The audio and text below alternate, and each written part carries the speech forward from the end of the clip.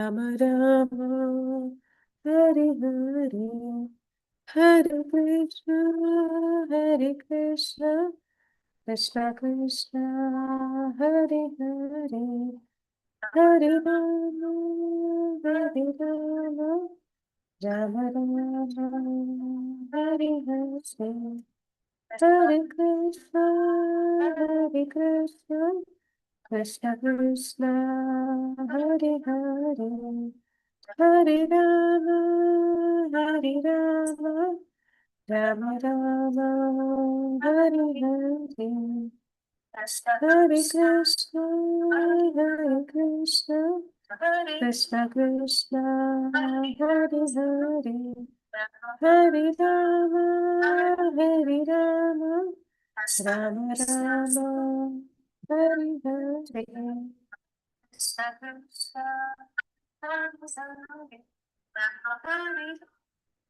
ओम अज्ञानतिमिरान्धस्य ज्ञानाञ्जनशलाकया चक्षुरुन्मिलितं येन तस्मै श्रीगुरुवे नमः।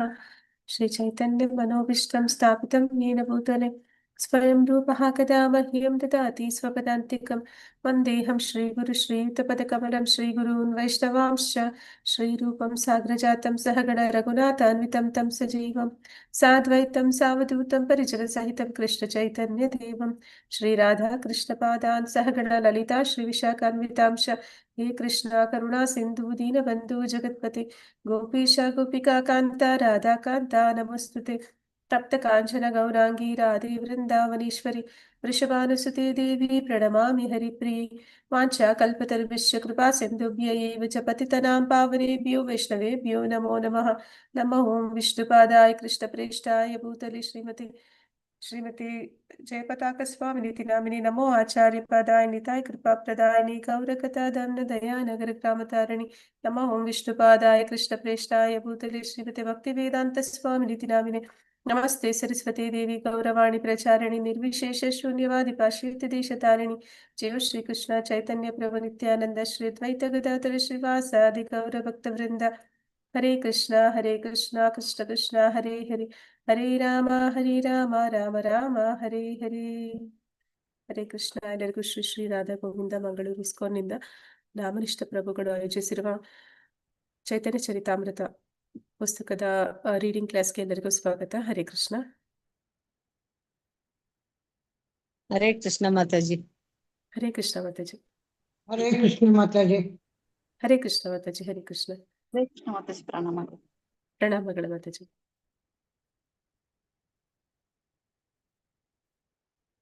ಪ್ರಣಾಮಗಳು ಮಾತಾಜಿ. ಪ್ರಣಾಮಗಳು ಮಾತಾಜಿ. ಹರೇ ಕೃಷ್ಣ. ಹರೇ ಕೃಷ್ಣ ಜಯ ಮಾತಾಜಿ. हरे कृष्णा माताजी. जयो श्री चैतन्य जयो नित्यानंद जय द्वैत चंद्र जय गौर भक्त वृंद. ಜಯ ಜಯ ಶ್ರೀ ಚೈತನ್ಯ ಜಯ ನಿತ್ಯಾನಂದ ಜಯ ದ್ವೈತ ಚಂದ್ರ ಜಯ ಗೌರ ಭಕ್ತ ವೃಂದ. जयो श्री चैतन्य जयो नित्यानंद जय द्वैत चंद्र जय गौर भक्त वृंद. जय जय श्री चैतन्य जय नित्यानंद जय द्वैत चंद्र जय गौर भक्त वृंद. जय श्री चैतन्य जयो नित्यानंद जय द्वैत चंद्र जय गौर भक्त वृंद. जय जय श्री चैतन्य जय ಜಯ नित्यानंद ನಿತ್ಯಾನಂದ जय द्वैत ಜಯ ದ್ವೈತ चंद्र ಚಂದ್ರ जय ಜಯ गौर ಗೌರ ಭಕ್ತ ವೃಂದ. ಚೈತನ್ಯ ಚರಿತಾಮೃತ ಆದಿಲೀನ ಮೊದಲ ಸಂಪುಟ ಅಧ್ಯಾಯ 6 ಶ್ಲೋಕ 14 ಮತ್ತು 15. ಮಯಾ ಏಚೆ ಅದುಯಿ ಅಂಶ ನಿಮಿತ್ತ ಉಪದಾನ ಮಯಾ ನಿಮಿತ್ತ ಹೇತು ಉಪದಾನ ಪ್ರದಾನ ಪುರುಷ ಈಶ್ವರ ಐಚೆ ದ್ವಿ ಮೂರ್ತಿಹ ಇಯ ವಿಶ್ವ ಸೃಷ್ಟಿಕರೇ ನಿಮಿತ್ತ ಉಪದಾನ ಲಾಂಗಿ. ಇಲ್ಲಿ ನಾವು ನಿನ್ನೆ ಒಂದು ಭಾವಾರ್ಥ ಪ್ರಭುಪಾದರ ಭಾವಾರ್ಥದಲ್ಲಿ ನೋಡಿದ್ವಿ ಹೇಗೆ ನಾಸ್ತಿಕ ಕಪಿಲ ಮತ್ತೆ ನಮ್ಮ ಪೂರ್ವ ಆಚಾರ್ಯರಾದಂತಹ ಬಲದೇವ ವಿದ್ಯಾಭೂಷಣರು ಅವರು ಒಂದು ವೇದಾಂತ ತತ್ವದ ಕುರಿತಾಗಿ ಕೆಲವೊಂದು ವಾದ ವಿವಾದಗಳನ್ನ ಮಂಡಿಸ್ತಾ ಇದ್ರು. ಹೇಗೆ ನಾಸ್ತಿಕ ಕಪಿಲ ಹೇಳುವ ಹಾಗೆ ಎಲ್ಲವೂ ಕೂಡ ಜಡದಿಂದ ಪ್ರಾರಂಭ ಆಗಿರುವಂತದ್ದು. ಪ್ರಕೃತಿನೇ ಎಲ್ಲದಕ್ಕೂ ಮೂಲ ಕಾರಣ ಅಂತ. ಅದಕ್ಕೆ ಪ್ರತಿಯಾಗಿ ಬಲದೇವ ವಿದ್ಯಾಭೂಷಣರು ಅನೇಕ ಉದಾಹರಣೆಗಳನ್ನ ಕೊಡ್ತಾ ಹೇಳಿದ್ರು, ಇಲ್ಲ ಅದಕ್ಕೆ ಮೂಲ ಕಾರಣ ಚೇತನ. ಚೇತನ ಅದು ಪರಮಚೇತನ, ದೇವೋತ್ತಮ ಪರಮ ಪುರುಷ ಅನ್ನೋದನ್ನ ಅಲ್ಲಿ ತಿಳಿಸ್ತಾ ಹೋಗ್ತಾ ಇದ್ರು. ಅನೇಕ ಉದಾಹರಣೆಗಳನ್ನ ಕೊಟ್ರು. ಹೇಗೆ ಒಂದು ಏನಂತ ಹೇಳ್ತಾರೆ, ವೃಶ್ಚಿಕ ತಂಡೋಲ ನ್ಯಾಯ ಅಂತ ಭಗವದ್ಗೀತೆಯಲ್ಲಿ ಕೂಡ ನಾವು ಕೇಳಿದ್ದೀವಿ. ಅಂದ್ರೆ ಆ ಅಕ್ಕಿಯ ರಾಶಿಯಲ್ಲಿ ಹೇಗೆ ಚೇಳಿನ ಮರಿಗಳು ಬರುತ್ತೆ, ಅದು ನಮ್ಗೆ ನೋಡೋದಕ್ಕೆ ಮೇಲ್ನೋಟಕ್ಕೆ ಅಕ್ಕಿಯ ರಾಶಿಯೇ ಅದಕ್ಕೆ ಮೂಲ ಕಾರಣ ಅನ್ಸುತ್ತೆ. ಆದ್ರೆ ವಾಸ್ತವದಲ್ಲಿ ಮೂಲ ಕಾರಣ ಅಕ್ಕಿಯ ರಾಶಿ ಅಲ್ಲ, ಅಲ್ಲಿ ಚೇಳಿನ ಅಂದ್ರೆ ತಾಯಿ ಚೇಳು ಅಲ್ಲೋಗಿ ಮೊಟ್ಟೆಗಳನ್ನ ಇಟ್ಟಿದೆ, ಅದು ಅದಕ್ಕೆ ಮೂಲ ಕಾರಣ ಅನ್ನುವಂಥದ್ದು. ಹಾಗೆ ಈ ಪ್ರಕೃತಿ ಅನ್ನುವಂಥದ್ದು ಕೂಡ ಅದು ತಾನಾಗಿಯೇ ಆ ಪ್ರಕೃತಿಯಿಂದ ಜೀವತತ್ವ ಅನ್ನುವಂಥದ್ದು ಬಂದದ್ದಲ್ಲ. ಈ ಪ್ರಕೃತಿಗೆ ಆ ಜೀವವನ್ನ ತುಂಬುವಂಥದ್ದು ಮಹಾವಿಷ್ಣು ಅನ್ನುವಂಥದ್ದನ್ನ ನಾವು ನೋಡಿದ್ವಿ. ಈಗ ಮುಂದುವರಿಸ್ತಾ ಹೀಗೆ ಅಲ್ಲಿಂದ ಸ್ಟಾರ್ಟ್ ಆಗ್ಬೇಕು ಮಾತಾಜಿ. ಹಾ ಮಾತಾಜಿ. ಹೀಗೆ ಅಲ್ಲಿಂದ ಪಾರ್ವತಮ್ಮ ಮಾತಾಜಿ ಓದಿ. ಹರೇ ಕೃಷ್ಣ ಮಾತಾಜಿ. ಹೀಗೆ ಒಂದು ಜೀವಂತ ಪ್ರಾಣಿಯಿಂದ ಚಾಲನೆ ಸಿಕ್ಕಿದ್ದಲ್ಲದೆ ಪ್ರಧಾನ ತತ್ವ ಅಥವಾ ಜಡದ್ರವ್ಯವು ಕಾರ್ಯನಿರ್ವಹಿಸುವುದು ಸಾಧ್ಯವಿಲ್ಲ ಎನ್ನುವುದನ್ನು ವ್ಯಕ್ತಿಯು ಅರ್ಥ ಮಾಡಿಕೊಳ್ಳಬೇಕು. ಹೀಗಿರುತ್ತಾ ಜಡವು ಸ್ವತಂತ್ರವಾಗಿ ಕಾರ್ಯನಿರ್ವಹಿಸುತ್ತದೆಂಬ ಭೋಗಾಸಕ್ತರ ವಾದವನ್ನು ಒಪ್ಪುವುದು ಸಾಧ್ಯವಿಲ್ಲ. ಜಡದ್ರವ್ಯವನ್ನು ಪ್ರಕೃತಿ ಎಂದು ಕರೆಯಲಾಗಿದೆ. ಆ ಶಬ್ದವು ಸ್ತ್ರೀ ಶಕ್ತಿಯನ್ನು ಸೂಚಿಸುತ್ತದೆ. ಒಬ್ಬ ಹೆಂಗಸು ಪ್ರಕೃತಿ, ಒಬ್ಬ ಸ್ತ್ರೀ ಪುರುಷನ ಅಥವಾ ಗಂಡಸಿನ ಸಂಸರ್ಗವಿಲ್ಲದೆ ಹೆಂಗಸು ಶಿಶುವಿಗೆ ಜನ್ಮ ನೀಡಲಾರಳು. ಪುರುಷನು ಶಿಶು ಜನ್ಮವನ್ನು ಸಾಧ್ಯವಾಗಿಸುತ್ತಾನೆ, ಏಕೆಂದರೆ ರೇತಸ್ಸಿನಲ್ಲಿ ಆಶ್ರಯ ಪಡೆದಿರುವ ಆತ್ಮವನ್ನು ಸ್ತ್ರೀಯ ಗರ್ಭದಲ್ಲಿ ಇರಿಸುವವನು ಪುರುಷ. ಉಪಾದಾನ ಕಾರಣವಾಗಿ ಹೆಂಗಸು ಮಗುವಿಗೆ ದೇಹವನ್ನು ಒದಗಿಸುತ್ತಾಳೆ ಮತ್ತು ನೈಮಿತ್ತಿಕವಾಗಿ ಆಕೆಯು ಮಗುವನ್ನು ಹೆರುತ್ತಾಳೆ. ಹೆಂಗಸು ಶಿಶು ಜನನಕ್ಕೆ ಕಾರಣೀಭೂತನು.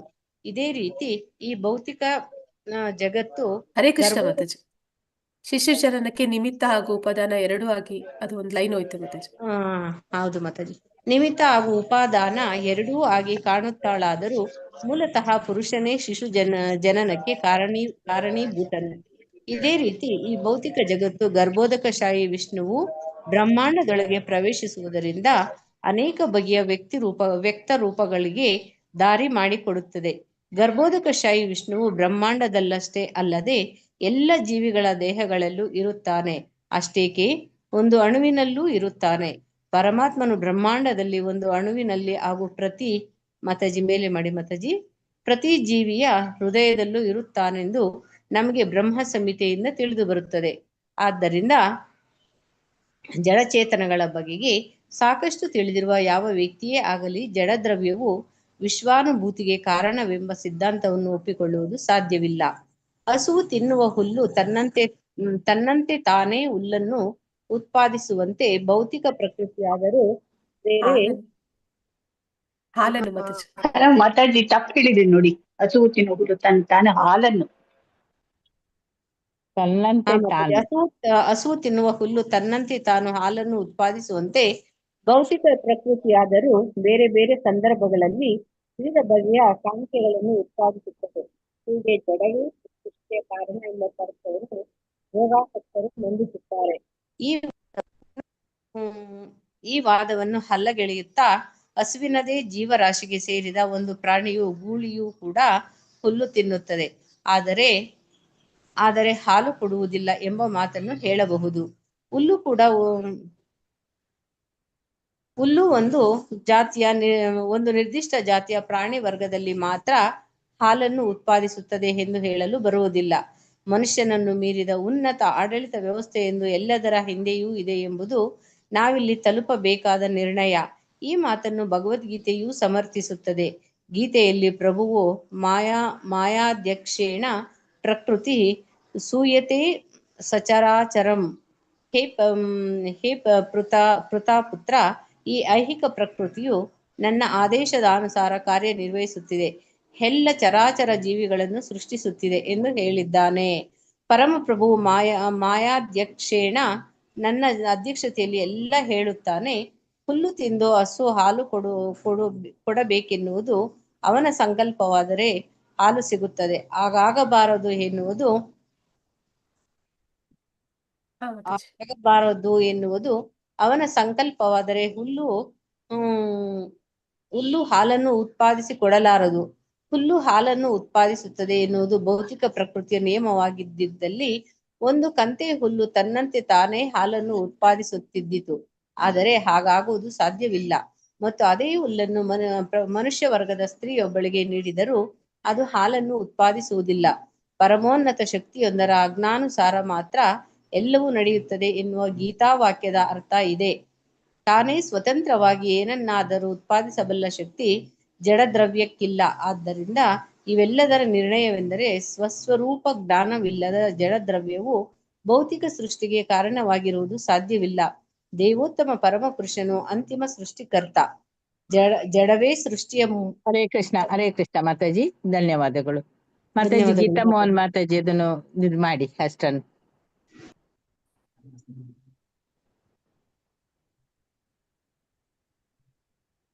ಹೀಗೆ ಹರೇ ಕೃಷ್ಣ. ಮುಂದುವರಿಸ್ತಾ ಮಾತಾಜಿ, ಪ್ರಕೃತಿಯ 3 ಗುಣಗಳ ಒಂದು ಸಂಸರ್ಗದಿಂದ ಇನ್ನು ಅನೇಕ ಬಗೆಯ ಅಂದ್ರೆ ಆ 3 ಗುಣಗಳು ಸತ್ವಗುಣ, ರಜೋಗುಣ, ತಮೋಗುಣದ ಒಂದು ಬಂಧನದಲ್ಲಿರುವಂತ ಬದ್ಧಾತ್ಮ ಏನ್ ಮಾಡ್ತಾನೆ, ಆ ಗುಣಗಳ ಒಂದು ಪರಿಣಾಮದಿಂದ ಅವನು ಕರ್ಮಗಳನ್ನು ಮಾಡ್ತಾನೆ. ಅದಕ್ಕೆ ಕರ್ಮದ ಪ್ರತಿಕ್ರಿಯೆಗಳಿಗೆ ಅನುಗುಣವಾಗಿ, ಅವನ ಇಚ್ಛೆಗಳಿಗೆ ಅನುಗುಣವಾಗಿ ಏನಾಗುತ್ತೆ, ಅವನಿಗೆ ಬೇರೆ ಬೇರೆ ಜೀವಜಾತಿಗಳಲ್ಲಿ ಅವನು ಜನ್ಮವನ್ನು ಪಡಿತಾನೆ. ಈ ವೈವಿಧ್ಯಗಳು, ಈ ವರ್ಗಗಳು ಇವೆಲ್ಲವೂ ಕೂಡ ಉಂಟಾಗಿರೋದು ಅದರಿಂದ ಅನ್ನೋದನ್ನಲ್ಲಿ ನಿನ್ನೆಯ ಒಂದು ಇದರಿಂದ ನೋಡಿದ್ವಿ.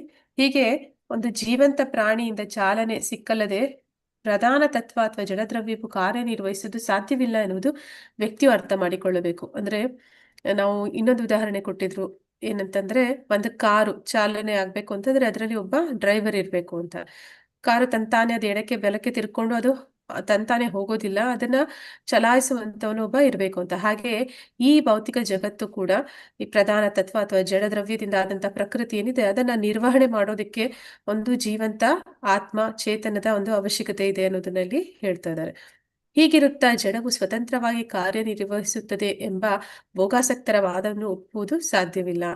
ಹಾಗೆ ಎಲ್ಲದಕ್ಕೂ ಕೂಡ ಜಡವೇ ಸ್ವತಂತ್ರವಾಗಿ ಮಾಡುತ್ತೆ, ಅಂದ್ರೆ ಕಾರು ತಂತಾನೇ ಅದು ಎಡಕ್ಕೆ ಬಲಕ್ಕೆ ತಿರುಗುತ್ತೆ ಅನ್ನುವಂಥದ್ದು ಅದು ನಾವು ಒಪ್ಪೋದಿಕ್ಕೆ ಸಾಧ್ಯ ಇಲ್ಲ ಅಂತ ಇಲ್ಲಿ ಹೇಳ್ತಾ ಇದ್ದಾರೆ. ಜಡ ದ್ರವ್ಯವನ್ನು ಪ್ರಕೃತಿ ಎಂದು ಕರೀತಾ ಇದ್ದಾರೆ. ಅದಕ್ಕೆ ಇನ್ನೊಂದು ಉದಾಹರಣೆನ ಇಲ್ಲಿ ಕೊಡ್ತಾ ಇದ್ದಾರೆ. ಈ ಶಬ್ದವು ಸ್ತ್ರೀ ಶಕ್ತಿಯನ್ನು ಸೂಚಿಸುತ್ತದೆ. ಪ್ರಕೃತಿಯನ್ನ ಸ್ತ್ರೀಗೆ ಹೋಲಿಸಿದರೆ ಒಬ್ಬ ಹೆಂಗಸು ಪ್ರಕೃತಿ ಆದ್ರೆ ಪುರುಷನ ಸಂಘವಿಲ್ಲದೆ ಅವಳು ಮಗುವಿಗೆ ಜನ್ಮ ಕೊಡೋದಕ್ಕೆ ಸಾಧ್ಯ ಇಲ್ಲ. ಪುರುಷ ಆ ಶಿಶುವಿನ ಜನ್ಮವಾಗಿಸ್ತಾನೆ, ಅಂದ್ರೆ ಆ ಒಂದು ಆತ್ಮ ಅದು ಅಲ್ಲಿ ಮಗುವಾಗಿ ಬರಬೇಕು ಅಂತಂದ್ರೆ ಅಲ್ಲಿ ಪುರುಷನ ಅವಶ್ಯಕತೆ ಇದೆ. ಪುರುಷನ ರೇತಸ್ಸಿನಲ್ಲಿ ಆಶ್ರಯ ಪಡೆದಿರುವಂತಹ ಆ ಒಂದು ಆತ್ಮ ಸ್ತ್ರೀಯ ಗರ್ಭದಲ್ಲಿ ಇರಿಸುವವನು ಪುರುಷ. ಹೀಗೆ ಅವನು ಉಪದಾನ ಕಾರಣ ಆಗ್ತಾನೆ, ಅಂದ್ರೆ ಹೆಂಗಸು ಉಪದಾನ ಕಾರಣ ಆಗ್ತಾಳೆ. ಅಂದ್ರೆ ಇಲ್ಲಿ ಭಗವದ್ಗೀತೆಯಲ್ಲಿ ಬರುವಂತ ಒಂದು ವಿಷಯ ನೆನಪಾಗುತ್ತೆ. ಏನಂತಂದ್ರೆ ಕ್ಷೀಣೆ ಪುಣ್ಯ ಮರ್ತ್ಯಲೋಕ ವಿಶಂತಿ ಅಂತ ಹೇಳುವಾಗ, ಪುಣ್ಯ ಕ್ಷೀಣಿಸಿದಾಗ ಏನಾಗುತ್ತೆ, ಮತ್ತೆ ಮರ್ತ್ಯಲೋಕಕ್ಕೆ ಬರ್ತಾರೆ. ಹೇಗೆ ಬರ್ತಾರೆ ಅಂತಂದ್ರೆ, ಯಾರ ಪುಣ್ಯ ಕ್ಷೀಣಿಸ್ತೋ ಅವ್ರು ಮರ್ತ್ಯಲೋಕಕ್ಕೆ ಮೋಡಗಳ ರೂಪದಲ್ಲಿ ಬರ್ತಾರೆ ಅಂತ. ಮಳೆ ಸುರಿದಾಗ ನೀರಾಗಿ ಇವರು ಭೂಮಿಯನ್ನ ಸೇರ್ತಾರೆ. ನಂತರ ಆ ನೀರಿನಲ್ಲಿ ಇದ್ದಂತಹ ಆ ಒಂದು ಜೀವ ಅದೇನಾಗುತ್ತೆ, ತರಕಾರಿ ಸೊಪ್ಪು ಈ ಎಲ್ಲ ಒಂದು ಸಸ್ಯಗಳಲ್ಲಿ ಸೇರ್ಕೊಳ್ಳುತ್ತೆ. ಅದನ್ನ ಆಹಾರವಾಗಿ ಸೇವನೆ ಮಾಡಿದಂತಹ ಪುರುಷನ ರೇತಸ್ಸಿನಲ್ಲಿ ಹೋಗಿ ಆತ್ಮ ಸೇರುತ್ತೆ. ನಂತರ ಆ ರೇತಸ್ಸಿನಲ್ಲಿರುವಂತಹ ಆತ್ಮ ಸ್ತ್ರೀಯ ಗರ್ಭವನ್ನ ಸೇರುತ್ತೆ. ಹೀಗೆ ಉಪದಾನ ಕಾರಣವಾಗಿ ಹೆಂಗಸು ಮಗುವಿಗೆ ದೇಹವನ್ನ ಒದಗಿಸ್ತಾಳೆ. ಹಾಗೆ ಆ ಒಂದು ಹೆಣ್ಣಿನ ದೇಹದಿಂದ ಆ ಒಂದು ಕಾಣಿಸೋದು ಹೇಗೆ ಕಾಣುತ್ತೆ ಅನ್ನೋದನ್ನಲ್ಲಿ ಹೇಳ್ತಾ ಇದ್ದಾರೆ. ಉಪದಾನ ಕಾರಣವಾಗಿ ಹೆಂಗಸು ಮಗುವಿಗೆ ದೇಹವನ್ನು ಒದಗಿಸುತ್ತಾಳೆ ಮತ್ತು ನೈಮಿತ್ತಿಕವಾಗಿ ಆಕೆಯ ಮಗುವನ್ನು ಹೆರುತ್ತಾಳೆ. ಅಂದ್ರೆ ಅವಳಿಂದ ಆ ಒಂದು ಜನ್ಮ ಕಾಣ್ತಾ ಇರೋದ್ರಿಂದ, ಅದು ಜೀವ ಬರ್ತಾ ಇರೋದು ಕಾಣ್ತಾ ಇರೋದ್ರಿಂದ ಅವಳೇ ಉಪದಾನ ಅಥವಾ ಅವಳೇ ನೈಮಿತ್ತಿಕ ಕಾರಣ ಅನ್ನೋ ರೀತಿ ಕಾಣಿಸುತ್ತೆ. ಆದ್ರೆ ಹೆಂಗಸು ಶಿಶು ಜನನಕ್ಕೆ ನಿಮಿತ್ತ ಹಾಗೂ ಉಪದಾನ ಎರಡೂ ಆಗಿ ಕಾಣುತ್ತಾಳಾದರೂ ಮೂಲತಃ ಪುರುಷನೇ ಶಿಶು ಜನನಕ್ಕೆ ಕಾರಣೀಭೂತನು. ಅಂದ್ರೆ ನಿಮಿತ್ತ ಕಾರಣ ಅಲ್ಲಿ ನಿಜವಾಗ್ಲೂ ಪುರುಷನೇ ಆಗ್ತಾನೆ. ಇದೇ ರೀತಿ ಭೌತಿಕ ಜಗತ್ತು ಗರ್ಭೋದಕಶಾಹಿ ವಿಷ್ಣು ಬ್ರಹ್ಮಾಂಡದೊಳಗೆ ಪ್ರವೇಶಿಸುವುದರಿಂದ ಅನೇಕ ಬಗೆಯ ವ್ಯಕ್ತ ರೂಪಗಳಿಗೆ ದಾರಿ ಮಾಡಿಕೊಡುತ್ತದೆ. ಗರ್ಭೋದಕಶಾಹಿ ವಿಷ್ಣು ಬ್ರಹ್ಮಾಂಡದಲ್ಲಷ್ಟೇ ಅಲ್ಲದೆ ಎಲ್ಲಾ ಜೀವಿಗಳ ದೇಹದಲ್ಲೂ ಇರುತ್ತಾನೆ. ಅಷ್ಟೇಕೆ ಒಂದು ಅಣುವಿನಲ್ಲೂ ಇರುತ್ತಾನೆ. ಪರಮಾತ್ಮನು ಬ್ರಹ್ಮಾಂಡದಲ್ಲಿ ಒಂದು ಅಣುವಿನಲ್ಲಿ ಹಾಗೂ ಪ್ರತಿ ಜೀವಿಯ ಹೃದಯದಲ್ಲೂ ಇರುತ್ತಾನೆ. ನಮಗೆ ಬ್ರಹ್ಮ ಸಂಹಿತೆಯಿಂದ ಇದು ತಿಳಿದು ಬರುತ್ತದೆ. ಆದ್ದರಿಂದ ಜಡಚೇತನಗಳ ಬಗೆಗೆ ಸಾಕಷ್ಟು ತಿಳಿದಿರುವ ಯಾವ ವ್ಯಕ್ತಿಯೇ ಆಗಲಿ ಜಡದ್ರವ್ಯವು ವಿಶ್ವಾನುಭೂತಿಗೆ ಕಾರಣವೆಂಬ ಸಿದ್ಧಾಂತವನ್ನು ಒಪ್ಪಿಕೊಳ್ಳುವುದು ಸಾಧ್ಯವಿಲ್ಲ. ಅಂದ್ರೆ ಹೇಗೆ ತಾಯಿಯ ಗರ್ಭದಲ್ಲಿ ಆ ಒಂದು ಆತ್ಮವನ್ನ ಪುರುಷನು ಇರಿಸಿದ್ನೋ ಅದೇ ರೀತಿ ಈ ಬ್ರಹ್ಮಾಂಡ ಪ್ರಕೃತಿ ಏನಿದೆ ಅದರ ಗರ್ಭದಲ್ಲಿ ಈ ಅನೇಕ ಜೀವಿಗಳನ್ನ ಇರಿಸ್ತಾ ಇರುವಂತದ್ದು ಗರ್ಭೋದಕಶಾಹಿ ವಿಷ್ಣುವಿನ ಪ್ರವೇಶದಿಂದ ಆಗ್ತಿದೆ ಅಂತ ಇಲ್ಲಿ ಹೇಳ್ತಾ ಇದ್ದಾರೆ. ಅವನು ಬರೀ ಬ್ರಹ್ಮಾಂಡದ ಒಳಗಡೆ ಪ್ರವೇಶ ಮಾಡ್ತಾ ಇಲ್ಲ, ಪ್ರತಿಯೊಂದು ಜೀವಿಯ ದೇಹದಲ್ಲೂ ಪ್ರವೇಶ ಮಾಡ್ತಾ ಇದ್ದಾನೆ, ಪರಮಾತ್ಮನಾಗಿ ಕ್ಷೀರೋದಕಶಾಹಿ ವಿಷ್ಣುವಾಗಿ ಅನ್ನೋದನ್ನ ಇಲ್ಲಿ ಹೇಳ್ತಾ ಇದ್ದಾರೆ. ಹಾಗಾಗಿ ಎಲ್ಲರ ಈ ಒಂದು ಚೇತನ ಏನಿದೆ ಅದು ಈ ಒಂದು ಪ್ರಕೃತಿಯ ಏನು ಅದು ನಡೀತಾ ಇದೆ, ಜಡದ್ರವ್ಯವೂ ಅದು ಚಾಲನೆಯನ್ನ ಪಡ್ಕೊಳ್ತಾ ಇದೆ, ಅದು ಆಗ್ತಾ ಇರುವಂತದ್ದು ಚೇತನದಿಂದ ಮಾತ್ರ ಅಂತ ಇಲ್ಲಿ ವಾದ ಮಾಡ್ತಾ ಇದ್ದಾರೆ. ಇದನ್ನ ಬ್ರಹ್ಮ ಸಂಹಿತೆ ಕೂಡ ಒಪ್ಕೊಳ್ಳುತ್ತೆ ಅಂತ ಇಲ್ಲಿ ತಿಳಿಸ್ತಾ ಇದ್ದಾರೆ. ಹಸುವು ತಿನ್ನುವ ಹುಲ್ಲು ತನ್ನಂತೆ ತಾನೇ ಹಾಲನ್ನು ಉತ್ಪಾದಿಸುವಂತೆ ಭೌತಿಕ ಪ್ರಕೃತಿಯಾದರೂ ಬೇರೆ ಬೇರೆ ಸಂದರ್ಭಗಳಲ್ಲಿ ವಿವಿಧ ಬಗೆಯ ಕಾಣಿಕೆಗಳನ್ನು ಉತ್ಪಾದಿಸುತ್ತದೆ. ಅಂದ್ರೆ ಇಲ್ಲಿ ಹಸು ಹುಲ್ಲನ್ನು ತಿಂದು ಹಾಲನ್ನು ಕೊಡುತ್ತೆ. ಅದೇ ರೀತಿ ಪ್ರಕೃತಿಯಲ್ಲಿ ಅನೇಕ ಜೀವರಾಶಿಗಳು, ಈ ಮರಗಿಡಗಳು ಕೂಡ ಅಷ್ಟೇ, ಅವು ಗೊಬ್ಬರ ಹಾಕಿದ್ರೆ ಸಾಕು, ಗಿಡ ಮರಗಳು ಅದರಿಂದ ಅಷ್ಟು ರುಚಿಯಾದ ತರಕಾರಿ, ಹಣ್ಣು, ಸುವಾಸನೆ ಭರಿತ ಹೂಗಳನ್ನೆಲ್ಲ ಕೊಡುತ್ತೆ. ಅದೆಲ್ಲವೂ ಕೂಡ ಪ್ರಕೃತಿಯ ಕಾಣಿಕೆ ಅಂತ ಇಲ್ಲಿ ಹೇಳ್ತಾ ಇದ್ದಾರೆ. ಹೀಗೆ ಜಡವೇ ಸೃಷ್ಟಿಯ ಕಾರಣ ಎಂಬ ತರ್ಕವನ್ನು ಭೋಗಾಸಕ್ತರು ಮಂಡಿಸುತ್ತಾರೆ. ಅಂದ್ರೆ ಇದೆಲ್ಲ ಪ್ರಕೃತಿಯಿಂದ ಆಗ್ತಿದೆ ಅಂತ ಅವರು ವಾದ ಮಾಡ್ತಾರೆ. ಆದ್ರೆ ಹಸುವಿನ ಜಾತಿಗೆ ಸೇರಿದ ಇನ್ನೊಂದು ಪ್ರಾಣಿ ಗೂಳಿ ಕೂಡ ಹುಲ್ಲನ್ನ ತಿನ್ನುತ್ತೆ, ಆದ್ರೆ ಅದು ಹಾಲನ್ನು ಕೊಡೋದಿಲ್ಲ. ಗೂಳಿ ಅಂದ್ರೆ ಅದು ಗಂಡು ಹಸು, ಹಾಗಾಗಿ ಅದು ಹುಲ್ಲು ತಿಂದ್ರೂ ಕೂಡ ಅದರಿಂದ ನಮ್ಗೆ ಹಾಲು ಸಿಗೋದಿಲ್ಲ, ಆದ್ರೆ ಹಾಲು ಕೊಡುವುದಿಲ್ಲ ಎಂಬ ಮಾತು ಹೇಳಬಹುದು. ಹುಲ್ಲು ಒಂದು ನಿರ್ದಿಷ್ಟ ಜಾತಿಯ ಪ್ರಾಣಿ ವರ್ಗದಲ್ಲಿ ಮಾತ್ರ ಹಾಲನ್ನು ಉತ್ಪಾದಿಸುತ್ತದೆ ಎಂದು ಹೇಳಲು ಬರುವುದಿಲ್ಲ. ಮನುಷ್ಯನು ಮೀರಿದ ಉನ್ನತ ಆಡಳಿತ ವ್ಯವಸ್ಥೆ ಎಂದು ಎಲ್ಲದರ ಹಿಂದೆಯೂ ಇದೆ ಎಂಬುದು ನಾವಿಲ್ಲಿ ತಲುಪಬೇಕಾದ ನಿರ್ಣಯ. ಅಂದ್ರೆ ಮನುಷ್ಯನ ಅಂದ್ರೆ ನಮ್ಮನ್ನು ಮೀರಿದಂತಹ ಇನ್ನೊಂದು ಶಕ್ತಿ ಇದೆ, ಭಗವಂತನ ಶಕ್ತಿ ಇದೆ, ಅವನ ಒಂದು ವ್ಯವಸ್ಥೆ ಇದು, ಅವನು ಮಾಡ್ತಾ ಇರುವಂತಹ ಒಂದು ಉನ್ನತ ಆಡಳಿತ ವ್ಯವಸ್ಥೆ ಇದು. ಆ ಒಂದು ಕೈವಾಡ ಇರುವುದರಿಂದ ಇಲ್ಲಿ ಪ್ರಕೃತಿಯೇ ಆಗಲಿ ಅಥವಾ ನಾವೇ ಆಗಲಿ ಇದೆಲ್ಲದಕ್ಕೂ ಮೂಲ ಕಾರಣ ಆಗೋದಕ್ಕೆ ಸಾಧ್ಯ ಇಲ್ಲ. ಈ ಮಾತನ್ನ ಭಗವದ್ಗೀತೆ ಕೂಡ ಸಮರ್ಥಿಸ್ತಾ ಇದೆ. ಆದ್ರೆ ಭಗವದ್ಗೀತೆಯಲ್ಲಿ 9.10 ಭಗವಂತ ಸ್ವತಃ ಹೇಳ್ತಾನೆ, ಮಯಾ ದೀಕ್ಷೀಣ ಪ್ರಕೃತಿ ಸೂಯಿತಿ ಸಾಚರಾಚರಂ ಅಂತ. ಅಂದ್ರೆ ನನ್ನ ಅಧ್ಯಕ್ಷತೆಯಲ್ಲಿ, ನನ್ನ ಆದೇಶಕ್ಕೆ ಅನುಗುಣವಾಗಿ ಈ ಒಂದು ಪ್ರಕೃತಿ ಅನ್ನುವಂಥದ್ದು ಅದು ಕಾರ್ಯನಿರ್ವಹಿಸ್ತಾ ಇದೆ ಅನ್ನೋದನ್ನಲ್ಲಿ ಭಗವಂತ ಹೇಳ್ತಾ ಇದ್ದಾನೆ. ಹಾಗೆ ಭಗವಂತನ ಅಧ್ಯಕ್ಷತೆಯಲ್ಲಿ, ಅವನ ಒಂದು ನಿರ್ವಹಣೆಯಲ್ಲಿ ಈ ಎಲ್ಲವೂ ಕೂಡ ಆಗ್ತಾ ಇರುವಂತದ್ದು. ಇದಕ್ಕೆ ಮುಂದುವರಿಸ್ತಾ ಹೇಳ್ತಾರೆ, ಹುಲ್ಲು ತಿಂದು ಹಸು ಹಾಲು ಕೊಡಬೇಕೆನ್ನುವುದು ಅವನ ಸಂಕಲ್ಪ, ಭಗವಂತನ ಸಂಕಲ್ಪ. ಹುಲ್ಲು ತಿಂದು ಹಸು ಹಾಲು ಕೊಡ್ಬೇಕು ಅನ್ನುವಂಥದ್ದು ಹಾಗಾಗಬಾರದು ಎನ್ನುವುದು ಅವನ ಸಂಕಲ್ಪವಾದರೆ ಹುಲ್ಲು ಹಾಲನ್ನು ಉತ್ಪಾದಿಸಿ ಕೊಡಲಾರದು. ಅಂದ್ರೆ ಹುಲ್ಲು ಕಾರಣ ಆಗ್ಬೋದು, ಅಂದ್ರೆ ಅಲ್ಲಿ ಹಾಲಿಗೆ ಬರೋದಕ್ಕೆ ಹುಲ್ಲು ಕಾರಣ ಆಗ್ಬೋದು, ಅದು ಭಗವಂತನ ಸಂಕಲ್ಪದಿಂದ ಮಾತ್ರ. ಭಗವಂತ ಆ ರೀತಿ ಆಗ್ಬಾರ್ದು ಅಂತ ಅನ್ಕೊಂಡ ಅಂತಂದ್ರೆ, ಅವನ ಸಂಕಲ್ಪ ಆ ರೀತಿಯದ್ದಾಗಿದ್ರೆ ನಮಗೆ ಹಾಲು ಕೂಡ ಸಿಗೋದಿಲ್ಲ ಅಂತ ಇಲ್ಲಿ ಹೇಳ್ತಾ ಇದ್ದಾರೆ. ಹುಲ್ಲು ಹಾಲನ್ನು ಉತ್ಪಾದಿಸುತ್ತದೆ ಎನ್ನುವ ಭೌತ ಪ್ರಕೃತಿಯ ನಿಯಮವಾಗಿದ್ದಲ್ಲಿ ಒಂದು ಕಂತೆ ಹುಲ್ಲು ತಂತಾನೇ ಹಾಲು ಉತ್ಪಾದಿಸುತ್ತಿದ್ದಿತು. ಅಂದ್ರೆ ಭೌತಿಕ ಪ್ರಕೃತಿನೇ ಎಲ್ಲದಕ್ಕೂ ಮೂಲ ಅಂತ ವಾದ ಮಾಡೋದೇ ಆಗಿದ್ರೆ ಹುಲ್ಲು ಹಸು ತಿಂದು ಹಾಲು ಕೊಡ್ಬೇಕು ಅಂತೇನಿಲ್ಲ. ಒಂದು ಕಂತೆ ಹುಲ್ಲನ್ನ ಒಂದ್ ಕಡೆ ಹಾಕಿದ್ರೆ ಅದು ಹಾಲನ್ನ ಕೊಡ್ಬಹುದಾಗಿತ್ತು, ಆದ್ರೆ ಅದು ಆ ರೀತಿ ಆಗೋದಿಲ್ಲ. ಆದ್ರೆ ಹಾಗಾಗುವುದು ಸಾಧ್ಯ ಇಲ್ಲ. ಮತ್ತೆ ಅದೇ ಹುಲ್ಲನ್ನ ಮನುಷ್ಯ ವರ್ಗದ ಸ್ತ್ರೀಯೊಬ್ಬಳಿಗೆ ನೀಡಿದರೂ ಅದು ಹಾಲನ್ನು ಉತ್ಪಾದಿಸುವುದಿಲ್ಲ.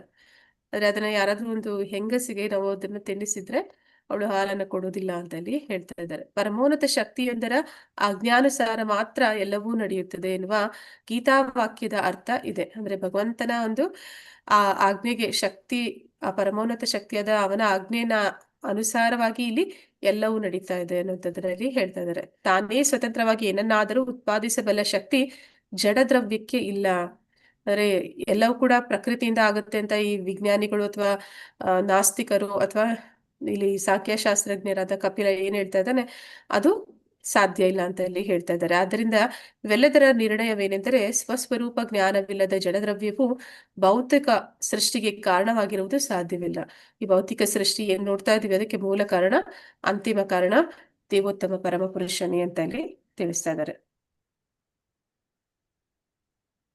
ಜಡವೇ ಸೃಷ್ಟಿಯ ಮೂಲ ಕಾರಣವೆನ್ನುವುದಾದರೆ ಜಗತ್ತಿನ ಎಲ್ಲಾ ಪ್ರಮಾಣಭೂತ ಧರ್ಮ ಗ್ರಂಥಗಳು ಕೆಲಸಕ್ಕೆ ಬಾರದವುಗಳಾಗುವುದು. ಮಾತಾಜಿ ಇದಾಗಿಲ್ಲಲ್ಲ ಮಾತಾಜಿ?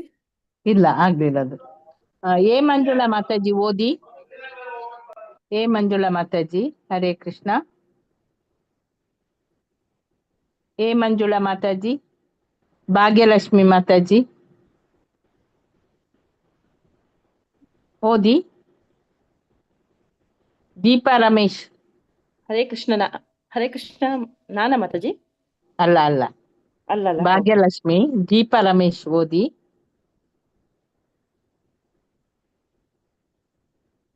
ಹರೇ ಕೃಷ್ಣ ಮಾತಾಜಿ, ಧನ್ಯವಾದ ಪ್ರಣಾಮ್.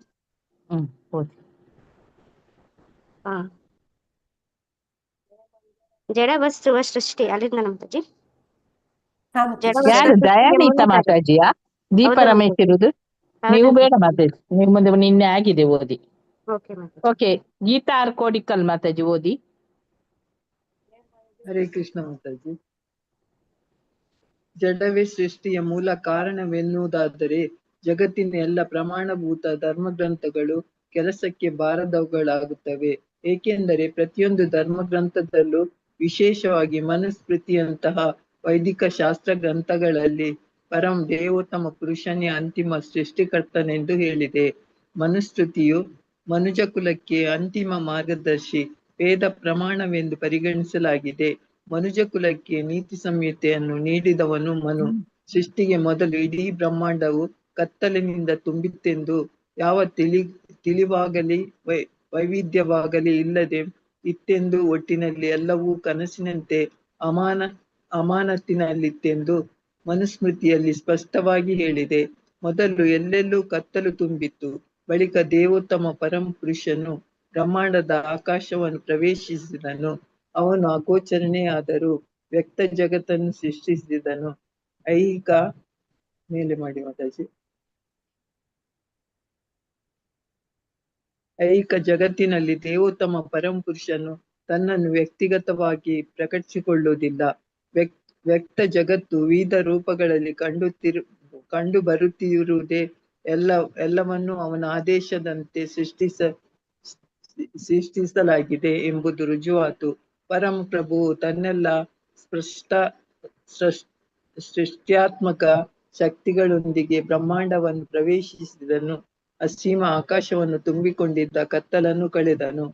ಪರಮ ದೇವೋತ್ತಮ ಪುರುಷನ ರೂಪವು ಲೋಕೋತ್ತರ, ಬಹು ಸೂಕ್ಷ್ಮ, ನಿರಂತರ, ಸರ್ವವ್ಯಾಪಿ ಹಾಗೂ ಅಚಿಂತ್ಯ ಈ ಎಲ್ಲವೂ ಆಗಿದೆ ಎಂದು ವರ್ಣಿಸಲಾಗಿದೆ. ಆದ್ದರಿಂದ ಅದು ಭೌತಜೀವಿಯ ಭೌತಿಕ ಇಂದ್ರಿಯಗಳಿಗೆ ಗೋಚರವಾಗುವುದಿಲ್ಲ. ತನ್ನನ್ನು ತಾನು ಬಹು ತೆರನ ಜೀವಿಗಳಾಗಿ ವಿಸ್ತರಿಸಿಕೊಳ್ಳಲು ಪರಮಪ್ರಭುವು ಅಪೇಕ್ಷಿಸಿದನು ಮತ್ತು ಇಂಥ ಅಪೇಕ್ಷೆಯಿಂದ ಅವನು ಮೊಟ್ಟ ಮೊದಲಿಗೆ ಬ್ರಹ್ಮಾಂಡದ ವಿಶಾಲವಾದ ಸ್ಥಳದಲ್ಲಿ ಅಪಾರವಾದ ಜಲರಾಶಿಯನ್ನು ಸೃಷ್ಟಿಸಿದನು. ಬಳಿಕ ನೀರಿಗೆ ಜೀವಿಗಳನ್ನು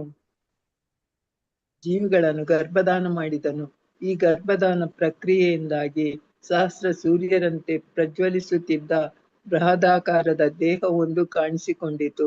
ಆ ಬೃಹತ್ ದೇಹದಲ್ಲಿ ಸೃಷ್ಟಿಯ ತತ್ವವಾದ ಬ್ರಹ್ಮನು ಇದ್ದ. ಮಹಾಮಹಿಮ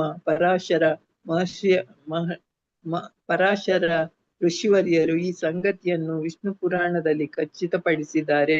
ನಮಗೆ ಕಾಣುತ್ತಿರುವ ವ್ಯಕ್ತ ಜಗತ್ತು ವಿಷ್ಣುವಿನಿಂದ ಸೃಷ್ಟಿಯಾಯಿತೆಂದು, ಅದನ್ನು ಪಾಲಿಸುತ್ತಿರುವವನು ಕೂಡ ಅವನೇ ಎಂದು ಪರಾಶರರು ಹೇಳುತ್ತಾರೆ. ವಿಶ್ವರೂಪದ ಪ್ರಧಾನ ಪಾಲಕ ವಿಷ್ಣು, ಅದನ್ನು ನಾಶ ಮಾಡುವವನು ಅವನೇ. ಹರೇ ಕೃಷ್ಣ ಮಾತಾಜಿ.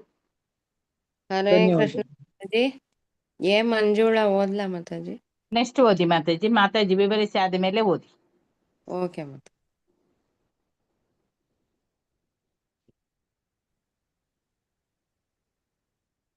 ಈ ಜಡ ಸೃಷ್ಟಿಯ ಮೂಲ ಕಾರಣವೆನ್ನುವುದಾದರೆ, ಅಂದ್ರೆ ಜಡವೇ ಸೃಷ್ಟಿಗೆ ಕಾರಣ ಅನ್ನೋದು ನಿಜ. ಆದ್ರೆ ಜಗತ್ತಿನ ಎಲ್ಲಾ ಪ್ರಮಾಣೀಭೂತ ಧರ್ಮ ಗ್ರಂಥಗಳು ಕೆಲಸಕ್ಕೆ ಬಾರದವುಗಳಾಗುತ್ತವೆ. ಅಂದ್ರೆ ಎಲ್ಲ ಧರ್ಮ ಗ್ರಂಥಗಳು, ಅಧಿಕೃತ ಶಾಸ್ತ್ರ ಗ್ರಂಥಗಳು ನಮ್ಗೆ ಏನಂತ ಹೇಳುತ್ತೆ ಅಂದ್ರೆ, ಎಲ್ಲದಕ್ಕೂ ಮೂಲ ಕಾರಣ ದೇವೋತ್ತಮ ಪರಮ ಪುರುಷ ಕೃಷ್ಣ ಅಂತ. ಹಾಗೆ ಜಡ ಸೃಷ್ಟಿ ಮೂಲ ಕಾರಣ ಅಂತ ನಾವು ವಾದ ಮಾಡಿದ್ರೆ ಮತ್ತೆ ಎಲ್ಲ ಧರ್ಮ ಗ್ರಂಥಗಳು ಅದು ಸುಳ್ಳಾಗತ್ತೆ. ಯಾಕೆಂದ್ರೆ ಪ್ರತಿಯೊಂದು ಧರ್ಮ ಗ್ರಂಥದಲ್ಲೂ, ವಿಶೇಷವಾಗಿ ಮನುಸ್ಮೃತಿಯಂತಹ ವೈದಿಕ ಶಾಸ್ತ್ರಗಳಲ್ಲಿ ಪರಮ ದೇವೋತ್ತಮ ಪರಮ ಪುರುಷನೇ ಅಂತಿಮ ಸೃಷ್ಟಿಕರ್ತ ಅಂತ ಹೇಳ್ತಾ ಇದ್ದಾರೆ. ಮನುಸ್ಮೃತಿಯಲ್ಲಿ ಕೂಡ ಅದರ ಉಲ್ಲೇಖ ಇದೆ ಅಂತ ಇಲ್ಲಿ ಹೇಳ್ತಾ ಇದ್ದಾರೆ. ಮನುಸ್ಮೃತಿಯು ಮನುಜ ಕುಲಕ್ಕೆ ಅಂತಿಮ ಮಾರ್ಗದರ್ಶಿ ವೇದ ಪ್ರಮಾಣವೆಂದು ಪರಿಗಣಿಸಲಾಗಿದೆ. ಅಂದ್ರೆ ಮನುಸ್ಮೃತಿ ಅನ್ನುವಂಥದ್ದು ಈ ಒಂದು ಮನುಕುಲಕ್ಕೆ ಕೊಟ್ಟಿರುವಂತದ್ದು ವೇದ ಪ್ರಮಾಣ ಅಂತ ಹೇಳಿ ಹೇಳ್ತಾ ಇದ್ದಾರೆ. ಮನುಜ ಕುಲಕ್ಕೆ ನೀತಿ ಸಂಹಿತೆಯನ್ನು ನೀಡಿದವನು ಮನು. ಸೃಷ್ಟಿಗೆ ಮೊದಲು ಇಡೀ ಬ್ರಹ್ಮಾಂಡವು ಕತ್ತಲಿನಿಂದ ತುಂಬಿತ್ತೆಂದು, ಅಂದ್ರೆ ಈ ಒಂದು ಸೃಷ್ಟಿ ಏಕೆ ಪ್ರಾರಂಭ ಆಯ್ತು ಅಂತ ಮನುಸ್ಮೃತಿಯಲ್ಲಿ ಮನು ಹೇಳ್ತಾ ಇದ್ದಾನೆ ಅಂದ್ರೆ, ಮೊದಲು ಈ ಸೃಷ್ಟಿ ಆಗೋದಕ್ಕೆ ಮುಂಚೆ ಇಲ್ಲಿ ಇಡೀ ಬ್ರಹ್ಮಾಂಡ ಅದು ಕತ್ತಲೆಯಲ್ಲಿ ತುಂಬಿತ್ತು, ಮತ್ತೆ ಯಾವ ತಿಳಿವಾಗಲಿ ವೈವಿಧ್ಯವಾಗಲಿ ಇಲ್ಲದೆ ಇತ್ತು, ಮತ್ತೆ ಒಟ್ಟಿನಲ್ಲಿ ಎಲ್ಲವೂ ಕನಸಿನಂತೆ ಅಮಾನತ್ತಿನಲ್ಲಿತ್ತೆಂದು ಮನುಸ್ಮೃತಿಯಲ್ಲಿ ಸ್ಪಷ್ಟವಾಗಿ ಹೇಳಿದೆ. ಮೊದಲು ಎಲ್ಲೆಲ್ಲೂ ಕತ್ತಲು ತುಂಬಿತ್ತು, ಬಳಿಕ ದೇವೋತ್ತಮ ಪರಮ ಪುರುಷ ಬ್ರಹ್ಮಾಂಡದ ಆಕಾಶವನ್ನ ಪ್ರವೇಶಿಸಿದನು. ಈ ಕತ್ತಲೆ ತುಂಬಿದಂತಹ ಬ್ರಹ್ಮಾಂಡದಲ್ಲಿ ಮೊದಲಿಗೆ ಭಗವಂತನ ಪ್ರವೇಶ ಆಗತ್ತೆ, ಅಂದ್ರೆ ಗರ್ಭೋದಕಶಾಯ ವಿಷ್ಣುವಿನ ಪ್ರವೇಶ ಅದು. ಮತ್ತೆ ಇಲ್ಲಿ ಅವನು ಏನ್ ಹೇಳ್ತಾ ಇದ್ದಾನೆ, ಅವನು ಅಗೋಚರವೇ ಆದರೂ ವ್ಯಕ್ತ ಜಗತ್ತನ್ನು ಸೃಷ್ಟಿಸಿದನು. ನಮ್ಮ ಒಂದು ಭೌತಿಕ ಇಂದ್ರಿಯಗಳಿಗೆ ಅವನು ಕಾಣಿಸೋದಿಲ್ಲ, ಅಗೋಚರ. ಆದ್ರೂ ಈ ವ್ಯಕ್ತ ಜಗತ್ತು, ನಮ್ಗೆ ಕಾಣಿಸುವಂತ ಜಗತ್ತು ಏನು ನಾವು ನೋಡ್ತಾ ಇದೀವಿ, ಅದನ್ನೇ ಸೃಷ್ಟಿಸಿದವನು ಭಗವಂತ. ಐಹಿಕ ಜಗತ್ತಿನಲ್ಲಿ ದೇವೋತ್ತಮ ಪರಮ ಪುರುಷನು ತನ್ನನ್ನು ವ್ಯಕ್ತಿಗತವಾಗಿ ಪ್ರಕಟಿಸಿಕೊಳ್ಳುವುದಿಲ್ಲ. ಭೌತಿಕ ಜಗತ್ತಿನಲ್ಲಿ ಅವನು ತನ್ನನ್ನ ತಾನು ಪ್ರಕಟ ಮಾಡ್ಕೊಳ್ಳೋದಿಲ್ಲ. ಆದರೆ ವ್ಯಕ್ತ ಜಗತ್ತು ವಿವಿಧ ರೂಪಗಳಲ್ಲಿ ಕಂಡು ಬರುತ್ತಿರುವುದೇ ಎಲ್ಲವನ್ನೂ ಅವನ ಆದೇಶದಂತೆ ಸೃಷ್ಟಿಸಲಾಗಿದೆ ಎಂಬುದಕ್ಕೆ ರುಜುವಾತು. ಆದ್ರೆ ಭಗವಂತ ಕಾಣ್ತಿದ್ರು ಕೂಡ ಅವನ ಶಕ್ತಿಗಳು ಕಾಣ್ತಿದೆ, ಅವನು ಮಾಡ್ತಿರುವಂತಹ ಒಂದು ಕಾರ್ಯ, ಅವನ ಸೃಷ್ಟಿ ಏನಿದೆ, ಈ ಜಗತ್ತು ನಾವೇನ್ ನೋಡ್ತಾ ಇದ್ದೀವಿ ವಿವಿಧ ರೂಪಗಳಲ್ಲಿ ಏನ್ ಕಾಣಿಸ್ತಿದೆ ಅದೆಲ್ಲವೂ ಕೂಡ ನಮಗೆ ರುಜುವಾತು ಕೊಡ್ತಾ ಇದೆ, ಅಂದ್ರೆ ಪ್ರೂಫ್ ಕೊಡ್ತಾ ಇದೆ, ಇದೆಲ್ಲವೂ ಕೂಡ ಭಗವಂತನಿಂದ ಆಗಿರುವಂತದ್ದು ಅಂತ. ಅಂದ್ರೆ ಅವನ ಒಂದು ಇರುವಿಕೆಯನ್ನ ಅದು ಪ್ರೂವ್ ಮಾಡ್ತಾ ಇದೆ. ಪರಮಪ್ರಭು ತನ್ನೆಲ್ಲಾ ಸೃಷ್ಟಾತ್ಮಕ ಶಕ್ತಿಗಳೊಂದಿಗೆ ಬ್ರಹ್ಮಾಂಡವನ್ನ ಪ್ರವೇಶಿಸಿದನು. ಮೊದಲಿಗೆ ಭಗವಂತ ಅವನು ಬ್ರಹ್ಮಾಂಡವನ್ನ ಪ್ರವೇಶ ಮಾಡ್ತಾನೆ, ಗರ್ಭೋದಕಶಾಹಿ ವಿಷ್ಣುವಾಗಿ ಅವನು ಬ್ರಹ್ಮಾಂಡಗಳನ್ನು ಪ್ರವೇಶ ಮಾಡ್ತಾನೆ. ಅಸೀಮ ಆಕಾಶವನ್ನು ತುಂಬಿಕೊಂಡಿದ್ದ ಕತ್ತಲನ್ನು ಕಳೆದನು. ಅವನ ಪ್ರವೇಶ ಆದ ಕೂಡಲೇ ಒಂದು ಬ್ರಹ್ಮಾಂಡದೊಳಗೆ ಆ ಬೆಳಕು ಅನ್ನುವಂಥದ್ದು ಬರುತ್ತೆ. ಮಾತಾಜಿ ಇಲ್ಲಿ ನಮಗೆ ಕತ್ತಲು ಅನ್ಸುತ್ತೆ, ಭಗವಂತನಿಗೆ ಎಲ್ಲಾನು ಬೆಳಕೆ ಆಗಿರುತ್ತಲ್ವಾ ಮಾತಾಜಿ? ನಾವು ಒಳಗಿರ್ತೀವಲ್ಲ, ಅದಕ್ಕೆ ಕತ್ತಲು ಅಂತ ಆತರ ತಗೊಂಡಿದಾರಲ್ಲ ಮಾತಾಜಿ? ಬ್ರಹ್ಮಾಂಡ ಅನ್ನುವಂಥದ್ದು ಮಾತಾಜಿ ತೆಂಗಿನಕಾಯಿ ಹಾಗೆ ಇರುತ್ತೆ ಅಂತ ಹೇಳ್ತಾರೆ, ಪದ್ರ ಪದ್ರ ಹಾಗೆ. ಈ ಬ್ರಹ್ಮಾಂಡದ ಒಳಗಡೆ ಮೊದಲಿಗೆ ಯಾವತ್ತೂ ಬೆಳಕಿಲ್ಲ, ತೆಂಗಿನಕಾಯಿ ಒಳಗಡೆ ಹೇಗೆ ಬೆಳಕಿಲ್ಲ, ಅಲ್ಲಿ ಹಾಗೆ ಇಲ್ಲಿ ಬ್ರಹ್ಮಾಂಡದ ಒಳಗೂ ಕೂಡ ಬೆಳಕಿಲ್ಲ. ಭಗವಂತನ ಆ ಪ್ರವೇಶ ಆಗಿದ್ದಾದ್ರಿಂದ ಮಾತ್ರ ಈ ಸೂರ್ಯ ಚಂದ್ರ ಎಲ್ಲ ಬಂದ್ರು, ಮತ್ತೆ ಈ ಬೆಳಕೆಲ್ಲ ಬಂತು. ಹಾಗಾಗಿ ಇದು ಮೊದಲಿಗೆ ಕತ್ತಲಿಂದನೇ ಇತ್ತು, ಮತ್ತೆ ಭಗವಂತನ ಒಂದು ಪ್ರವೇಶದಿಂದ ಇಲ್ಲಿ ಬೆಳಕು ಬರ್ತಾ ಇದೆ ಅಂತ ಇಲ್ಲಿ ಹೇಳ್ತಾ ಇದ್ದಾರೆ. ಓಕೆ ಓಕೆ, ಸರಿ ಮಾತಾಜಿ, ಆಯ್ತು, ಧನ್ಯವಾದಗಳು. ಪರಮ ದೇವೋತ್ತಮ ಪುರುಷನ ರೂಪವು ಲೋಕೋತ್ತರ, ಬಹು ಸೂಕ್ಷ್ಮ, ನಿರಂತರ ಮತ್ತು ಸರ್ವವ್ಯಾಪಿಯಾಗುವ ಅಚಿಂತ್ಯ. ಭಗವಂತ ಅವನ ರೂಪ ಅನ್ನುವಂಥದ್ದು ಎಂಥದ್ದು ಅಂತಂದ್ರೆ ಲೋಕೋತ್ತರ, ಅಂದ್ರೆ ಭೌತಿಕ ಜಗತ್ತನ್ನ ನೋಟ ಏನಿದೆ ಅದಕ್ಕೆ ಮೀರಿರುವಂಥದ್ದು, ಮತ್ತೆ ಬಹು ಸೂಕ್ಷ್ಮ, ಅವನು ಎಲ್ಲರಿಗೂ ಕೂಡ ಅಷ್ಟು ಸುಲಭವಾಗಿ ಕಾಣಿಸುವಂತವನಲ್ಲ. ಮತ್ತೆ ನಿರಂತರ, ಅವನು ಸದಾ ಶಾಶ್ವತವಾಗಿ ಈ ಒಂದು ಬ್ರಹ್ಮಾಂಡವನ್ನ ಸರ್ವವ್ಯಾಪಿ ಆವರಿಸ್ಕೊಂಡಿದ್ದಾನೆ. ಮತ್ತೆ ಅವನು ಅಚಿಂತ್ಯ, ನಮ್ಮ ಊಹೆಗೆ, ನಮ್ಮ ಒಂದು ಸಣ್ಣ ಮೆದುಳಿಗೆ ಅವನು, ನಮ್ಮ ಚಿಂತನೆಗೆ ಅವನು ನಿಲುಕದವನು. ಈ ಎಲ್ಲವೂ ಆಗಿದೆ ಎಂದು ವರ್ಣಿಸಲಾಗಿದೆ. ಆದ್ದರಿಂದ ಅದು ಭೌತಿಕ ಇಂದ್ರಿಯಗಳಿಗೆ ಗೋಚರ ಆಗುವುದಿಲ್ಲ. ಯಾಕೆ ಭಗವಂತ ನಮ್ಗೆ ಕಾಣೋದಿಲ್ಲ ಅಂದ್ರೆ ಅವನು ಅತಿ ಸೂಕ್ಷ್ಮ, ಮತ್ತೆ ಅವನ ಶಕ್ತಿಗಳು ಅಚಿಂತ್ಯ, ಮತ್ತೆ ಅವನು ನಿರಂತರವಾಗಿ ಎಲ್ಲ ಕಡೆ ಸರ್ವವ್ಯಾಪಿಯಾಗಿದ್ದಾನೆ. ತನ್ನನ್ನು ತಾನು ಬಹುತೆರ ಜೀವಿಗಳಾಗಿ ವಿಸ್ತರಿಸಿಕೊಳ್ಳಲು ಪರಮಪ್ರಭು ಅಪೇಕ್ಷಿಸಿದನು. ಮತ್ತು ಇಂತಹ ಅಪೇಕ್ಷೆಯಿಂದ ಅವನು ಮೊಟ್ಟ ಮೊದಲಿಗೆ ಬ್ರಹ್ಮಾಂಡದ ವಿಶಾಲವಾದ ಸ್ಥಳದಲ್ಲಿ ಅಪಾರವಾದ ಜಲರಾಶಿಯನ್ನು ಸೃಷ್ಟಿಸಿದನು. ಅಂದ್ರೆ ಗರ್ಭೋದಕಶಾಹಿ ವಿಷ್ಣುವಿನ ಆ ಒಂದು ಬೆವರಿನಿಂದ ಆ ಬ್ರಹ್ಮಾಂಡದಲ್ಲಿ ಆ ನೀರು ಅನ್ನುವಂಥದ್ದು ಬರುತ್ತೆ. ಆ ನೀರಿನಲ್ಲಿ ಈಗ ಆ ಬಳಿಕ ನೀರಿಗೆ ಜೀವಿಗಳನ್ನು ಗರ್ಭದಾನ ಮಾಡಿದನು. ಈ ಗರ್ಭದಾನ ಪ್ರಕ್ರಿಯೆಯಿಂದಾಗಿ ಸಹಸ್ರ ಸೂರ್ಯರಂತೆ ಪ್ರಜ್ವಲಿಸುತ್ತಿದ್ದ ಬೃಹದಾಕಾರದ ದೇಹವೊಂದು ಕಾಣಿಸಿಕೊಂಡಿತು. ಅಂದ್ರೆ ಆ ನೀರು ಗರ್ಭೋದಕಶಾಹಿ ವಿಷ್ಣುವಿನ ಬೆವರಿನಿಂದ ಬಂದಂಥದ್ದು. ಅಲ್ಲಿ ಗರ್ಭೋದಕಶಾಹಿ ವಿಷ್ಣು ಅವನು ಪ್ರಜ್ವಲಿಸ್ತಾ ಇದ್ದಾನೆ, ಸಹಸ್ರ ಸೂರ್ಯರ ಹಾಗೆ ಪ್ರಜ್ವಲಿಸ್ತಾ ಇದ್ದಾನೆ. ಮತ್ತೆ ಆ ಬೃಹತ್ ದೇಹದಲ್ಲಿ ಸೃಷ್ಟಿಯ ತತ್ವವಾದ ಬ್ರಹ್ಮನು ಇದ್ದ. ಗರ್ಭೋದಕಶಾಹಿ ವಿಷ್ಣುವಿನ ಒಕ್ಕಳ ಬಳ್ಳಿಯಿಂದ ಬ್ರಹ್ಮನ ಒಂದು ಜನನ ಆಗುತ್ತೆ. ಮಹಾಮಹಿಮ ಪರಾಶರ ಋಷಿವರ್ಯರು. ಹರೇ ಕೃಷ್ಣ. ಪರಾಶರ ಋಷಿ ಅಂದ್ರೆ ಯಾರು? ವ್ಯಾಸದೇವರ ತಂದೆ, ವೇದವ್ಯಾಸರ ತಂದೆ. ವೇದವ್ಯಾಸರ ತಂದೆ. ವ್ಯಾಸರ ತಂದೆನೇ ಇಲ್ಲಿ ವೇದಗಳನ್ನ, ಅಂದ್ರೆ ವ್ಯಾಸರು ನಮ್ಗೆ ವೇದಗಳನ್ನ ಕೊಟ್ಟಿದ್ದಾರೆ ಅಂತ ಹೇಳ್ತೀವಿ. ಅದಕ್ಕೂ ಮೊದಲೇ ಅವರ ತಂದೆ ಕೂಡ ಈ ಒಂದು ವೇದಗಳ ಕುರಿತಾಗಿ ಇಲ್ಲಿ ಹೇಳ್ತಾ ಇದ್ದಾರೆ. ಪರಾಶರ ಋಷಿವರ್ಯರು ಈ ಸಂಗತಿ. ಹರೇ ಕೃಷ್ಣ, ಇಲ್ಲಿ ನೀರಿಗೆ ಜೀವಗಳು ನೋಡಿ, ಅಪಾರವಾದ ಜಲರಾಶಿಯನ್ನು ಸೃಷ್ಟಿಸಿದನು. ಬಳಿಕ ನೀರಿಗೆ ಜೀವಿಗಳನ್ನು ಗರ್ಭಾಧಾನ ಮಾಡಿದೆ. ಇದು ಸ್ವಲ್ಪ ಎಕ್ಸ್ಪ್ಲೇನ್ ಮಾಡಿ. ಅಂದ್ರೆ ಮಾತಾಜಿ, ಈಗ ಸೃಷ್ಟಿಯಾದಾಗ ಏನಾಗುತ್ತೆ, ಪ್ರಳಯ ಆಗುತ್ತೆ, ಕಲ್ಪಾಂತ್ಯದಲ್ಲಿ ಏನಾಗುತ್ತೆ, ಎಲ್ಲವೂ ಕೂಡ ಮಹಾವಿಷ್ಣುವಿನ ದೇಹವನ್ನ ಪ್ರವೇಶ ಆಗ್ಬಿಡುತ್ತೆ. ಆದ್ರೆ ಈ ಭೌತಿಕ ಪ್ರಕೃತಿ ಇರ್ಬೋದು ಅಥವಾ ಈ ಜೀವಿಗಳಿರ್ಬೋದು, ಎಲ್ಲರೂ ಕೂಡ ಭಗವಂತನ ದೇಹವನ್ನ ಪ್ರವೇಶ ಆಗಿದ್ದಾರೆ. ಅವರನ್ನೆಲ್ಲ ಈಗ ಮತ್ತೆ ಅವರು ರೂಪ ತಾಳ್ಬೇಕು. ಅದಕ್ಕಾಗಿ ಅವ್ರು ಏನ್ ಮಾಡ್ತಾರೆ, ಜೀವಿಗಳನ್ನ ಗರ್ಭಧಾನ ಮಾಡ್ತಾ ಇದ್ದಾರೆ, ನೀರಿಗೆ ಬಿಡ್ತಾ ಇದ್ದಾರೆ. ಆದ್ರೆ ಗರ್ಭದೋಕಶಾಹಿ ವಿಷ್ಣುವಿನ ದೇಹದ ಮೂಲಕ ಅವ್ರು ಅಲ್ಲಿಗೆ ಬಂದಿದ್ದಾರೆ. ಈಗ ಅವರಿಗೆ ಈಗ ರೂಪಗಳನ್ನ ಅವರವರ ಕರ್ಮಕ್ಕೆ ಮತ್ತೆ ಅವರ ಇಚ್ಛೆಗೆ ಅನುಗುಣವಾಗಿ ಬ್ರಹ್ಮ ಮುಂದುವರಿಸ್ತಾನೆ. ಅಂದ್ರೆ ಈ ಜೀವಿಗಳನ್ನ ನೀರಿಗೆ ಗರ್ಭಧಾನ ಮಾಡಿದ್ರೆ, ಅಂದ್ರೆ ಫಸ್ಟ್ ಜಲಜ ಬರ್ತಾರೆ. ಸೊ ಜಲಜ ನವಲಕ್ಷಾಣಿ, ಮೊದ್ಲು ನೀರಿನಿಂದ ಜೀವಿಗಳು ಬರ್ತವೆ ಅಂತಾನ. ಅದು ಇಲ್ಲಿ ನೋಡಿ, ನೀರಿಗೆ ಜೀವಿಗಳನ್ನು ಗರ್ಭಧಾನ ಮಾಡಿದನು ಅಲ್ವಾ? ನೀರಿಗೆ ಗರ್ಭಧಾನ ಮಾಡ್ತಾನೆ ಅಂತ ಹೇಳ್ತಾನೆ ಅವನು ಜೀವಿಗಳನ್ನ. ಅಂದ್ರೆ ಮಾತಾಜಿ, ಅದ್ರ ಪ್ರಕಾರ ನಾವು ಮೊದಲಿಗೆ ಬಂದದ್ದು ಜಲಚರಗಳು ಮಾತ್ರ ಅಂತ ಹೇಳಕ್ಕೆ ಅದೇ ಬರೋದಿಲ್ಲ ಜಲಜ ಮಾತಾಜಿ. ನವಲಕ್ಷಣ ಮೊದಲು ಬಂದಿರ್ತಕ್ಕಂಥದ್ದು ಜೀವಿಗಳು ಜಲಜ ಅಂದ್ರೆ ನೀರಿನಲ್ಲಿ ಉತ್ಪನ್ನವಾದ ಜೀವಿಗಳು. ಸೊ ಅದಕ್ಕೋಸ್ಕರವಾಗಿ ಹೀಗೆ ಹೇಳ್ತಾ ಇದ್ದಾರ ಅಂತ ನಾನು ಕೇಳ್ತಾ ಇರೋದು. ಇಲ್ಲ ಮಾತಾಜಿ, ಆತರ ಹೇಳ್ತಾ ಇಲ್ಲ. ಅಂದ್ರೆ ನಾವು ಈಗ ನೋಡ್ತೀವಿ, ಸೃಷ್ಟಿಯಾದಾಗ ಬ್ರಹ್ಮ ಬರ್ತಾನೆ, ಬ್ರಹ್ಮನಿಂದ ಅನೇಕ ಮಹರ್ಷಿಗಳು ಬರ್ತಾರೆ, ಮಹರ್ಷಿಗಳಿಂದ ಅನೇಕ ಕಶ್ಯಪ ಮುನಿಗಳಿಂದ ಅಟ್ ಎ ಟೈಮ್, ಅಂದ್ರೆ ಒಂದೇ ಸತಿಗೆ ಹಾ, ಸ್ಥಾವರ ಎಲ್ಲವೂ ಬರುತ್ತೆ. ಅದಾಯ್ತು. ಬ್ರಹ್ಮ ಬರ್ತಾರೆ, ಬ್ರಹ್ಮನಿಂದ ಜೀವಿಗಳು ಉತ್ಪನ್ನ ಆಗುತ್ತೆ. ಇಲ್ಲಿ ಇದರ ಅರ್ಥ ಏನು? ಬಳಿಕ ನೀರಿಗಳಿಗೆ ಜೀವಿಗಳನ್ನು ಗರ್ಭಧಾನ ಮಾಡಿದನು.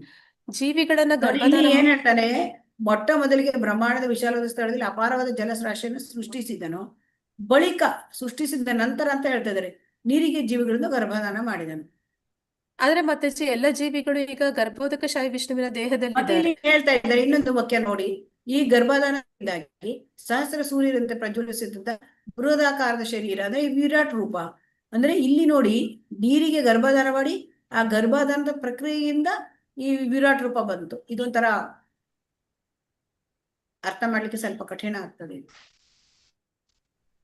ಈ ಎರಡು ಸೆಂಟೆನ್ಸ್ಗಳು. ನೀರಿಗೆ ಗರ್ಭಧಾನ ಮಾಡಿದನು, ಮತ್ತು ಆ ಗರ್ಭಧಾನ ನೀರಿಗೆ ಮಾಡಿದ್ರಿಂದ ಆವಾಗ ಸಹಸ್ರ ಸೂರ್ಯರಂತೆ ಪ್ರಜ್ವಲಿಸುತ್ತಿದ್ದ ಬೃಹದಾಕಾರದ ಶರೀರ ಅಂದ್ರೆ ವಿರಾಟ್ ರೂಪ ಅಲ್ವಾ ಮಾತಾಜಿ? ಹರೇ ಕೃಷ್ಣ ಮಾತಾಜಿ. ಇದನ್ನ ಇವು ಎರಡು ಸೆಂಟೆನ್ಸ್ ಸ್ವಲ್ಪ ಕನ್ಫ್ಯೂಷನ್ ಇದೆ, ಅಂದ್ರೆ ಸ್ವಲ್ಪ ಕ್ಲಿಯರ್ ಆಗ್ತಾ ಇಲ್ಲ ಮೀನಿಂಗ್ಸ್. ಅಂದ್ರೆ ಮಾತಾಜಿ, ಇಲ್ಲಿ ಜೀವಿಗಳು ನೀವು ಹೇಳುವ ಹಾಗೆ 84 ರಾಶಿಯಲ್ಲಿ ಮೊದಲು ನೀರಿನಲ್ಲಿ ಬಂದದ್ದು ಆ ಅರ್ಥ ಕೊಡ್ತಾ ಇಲ್ಲ.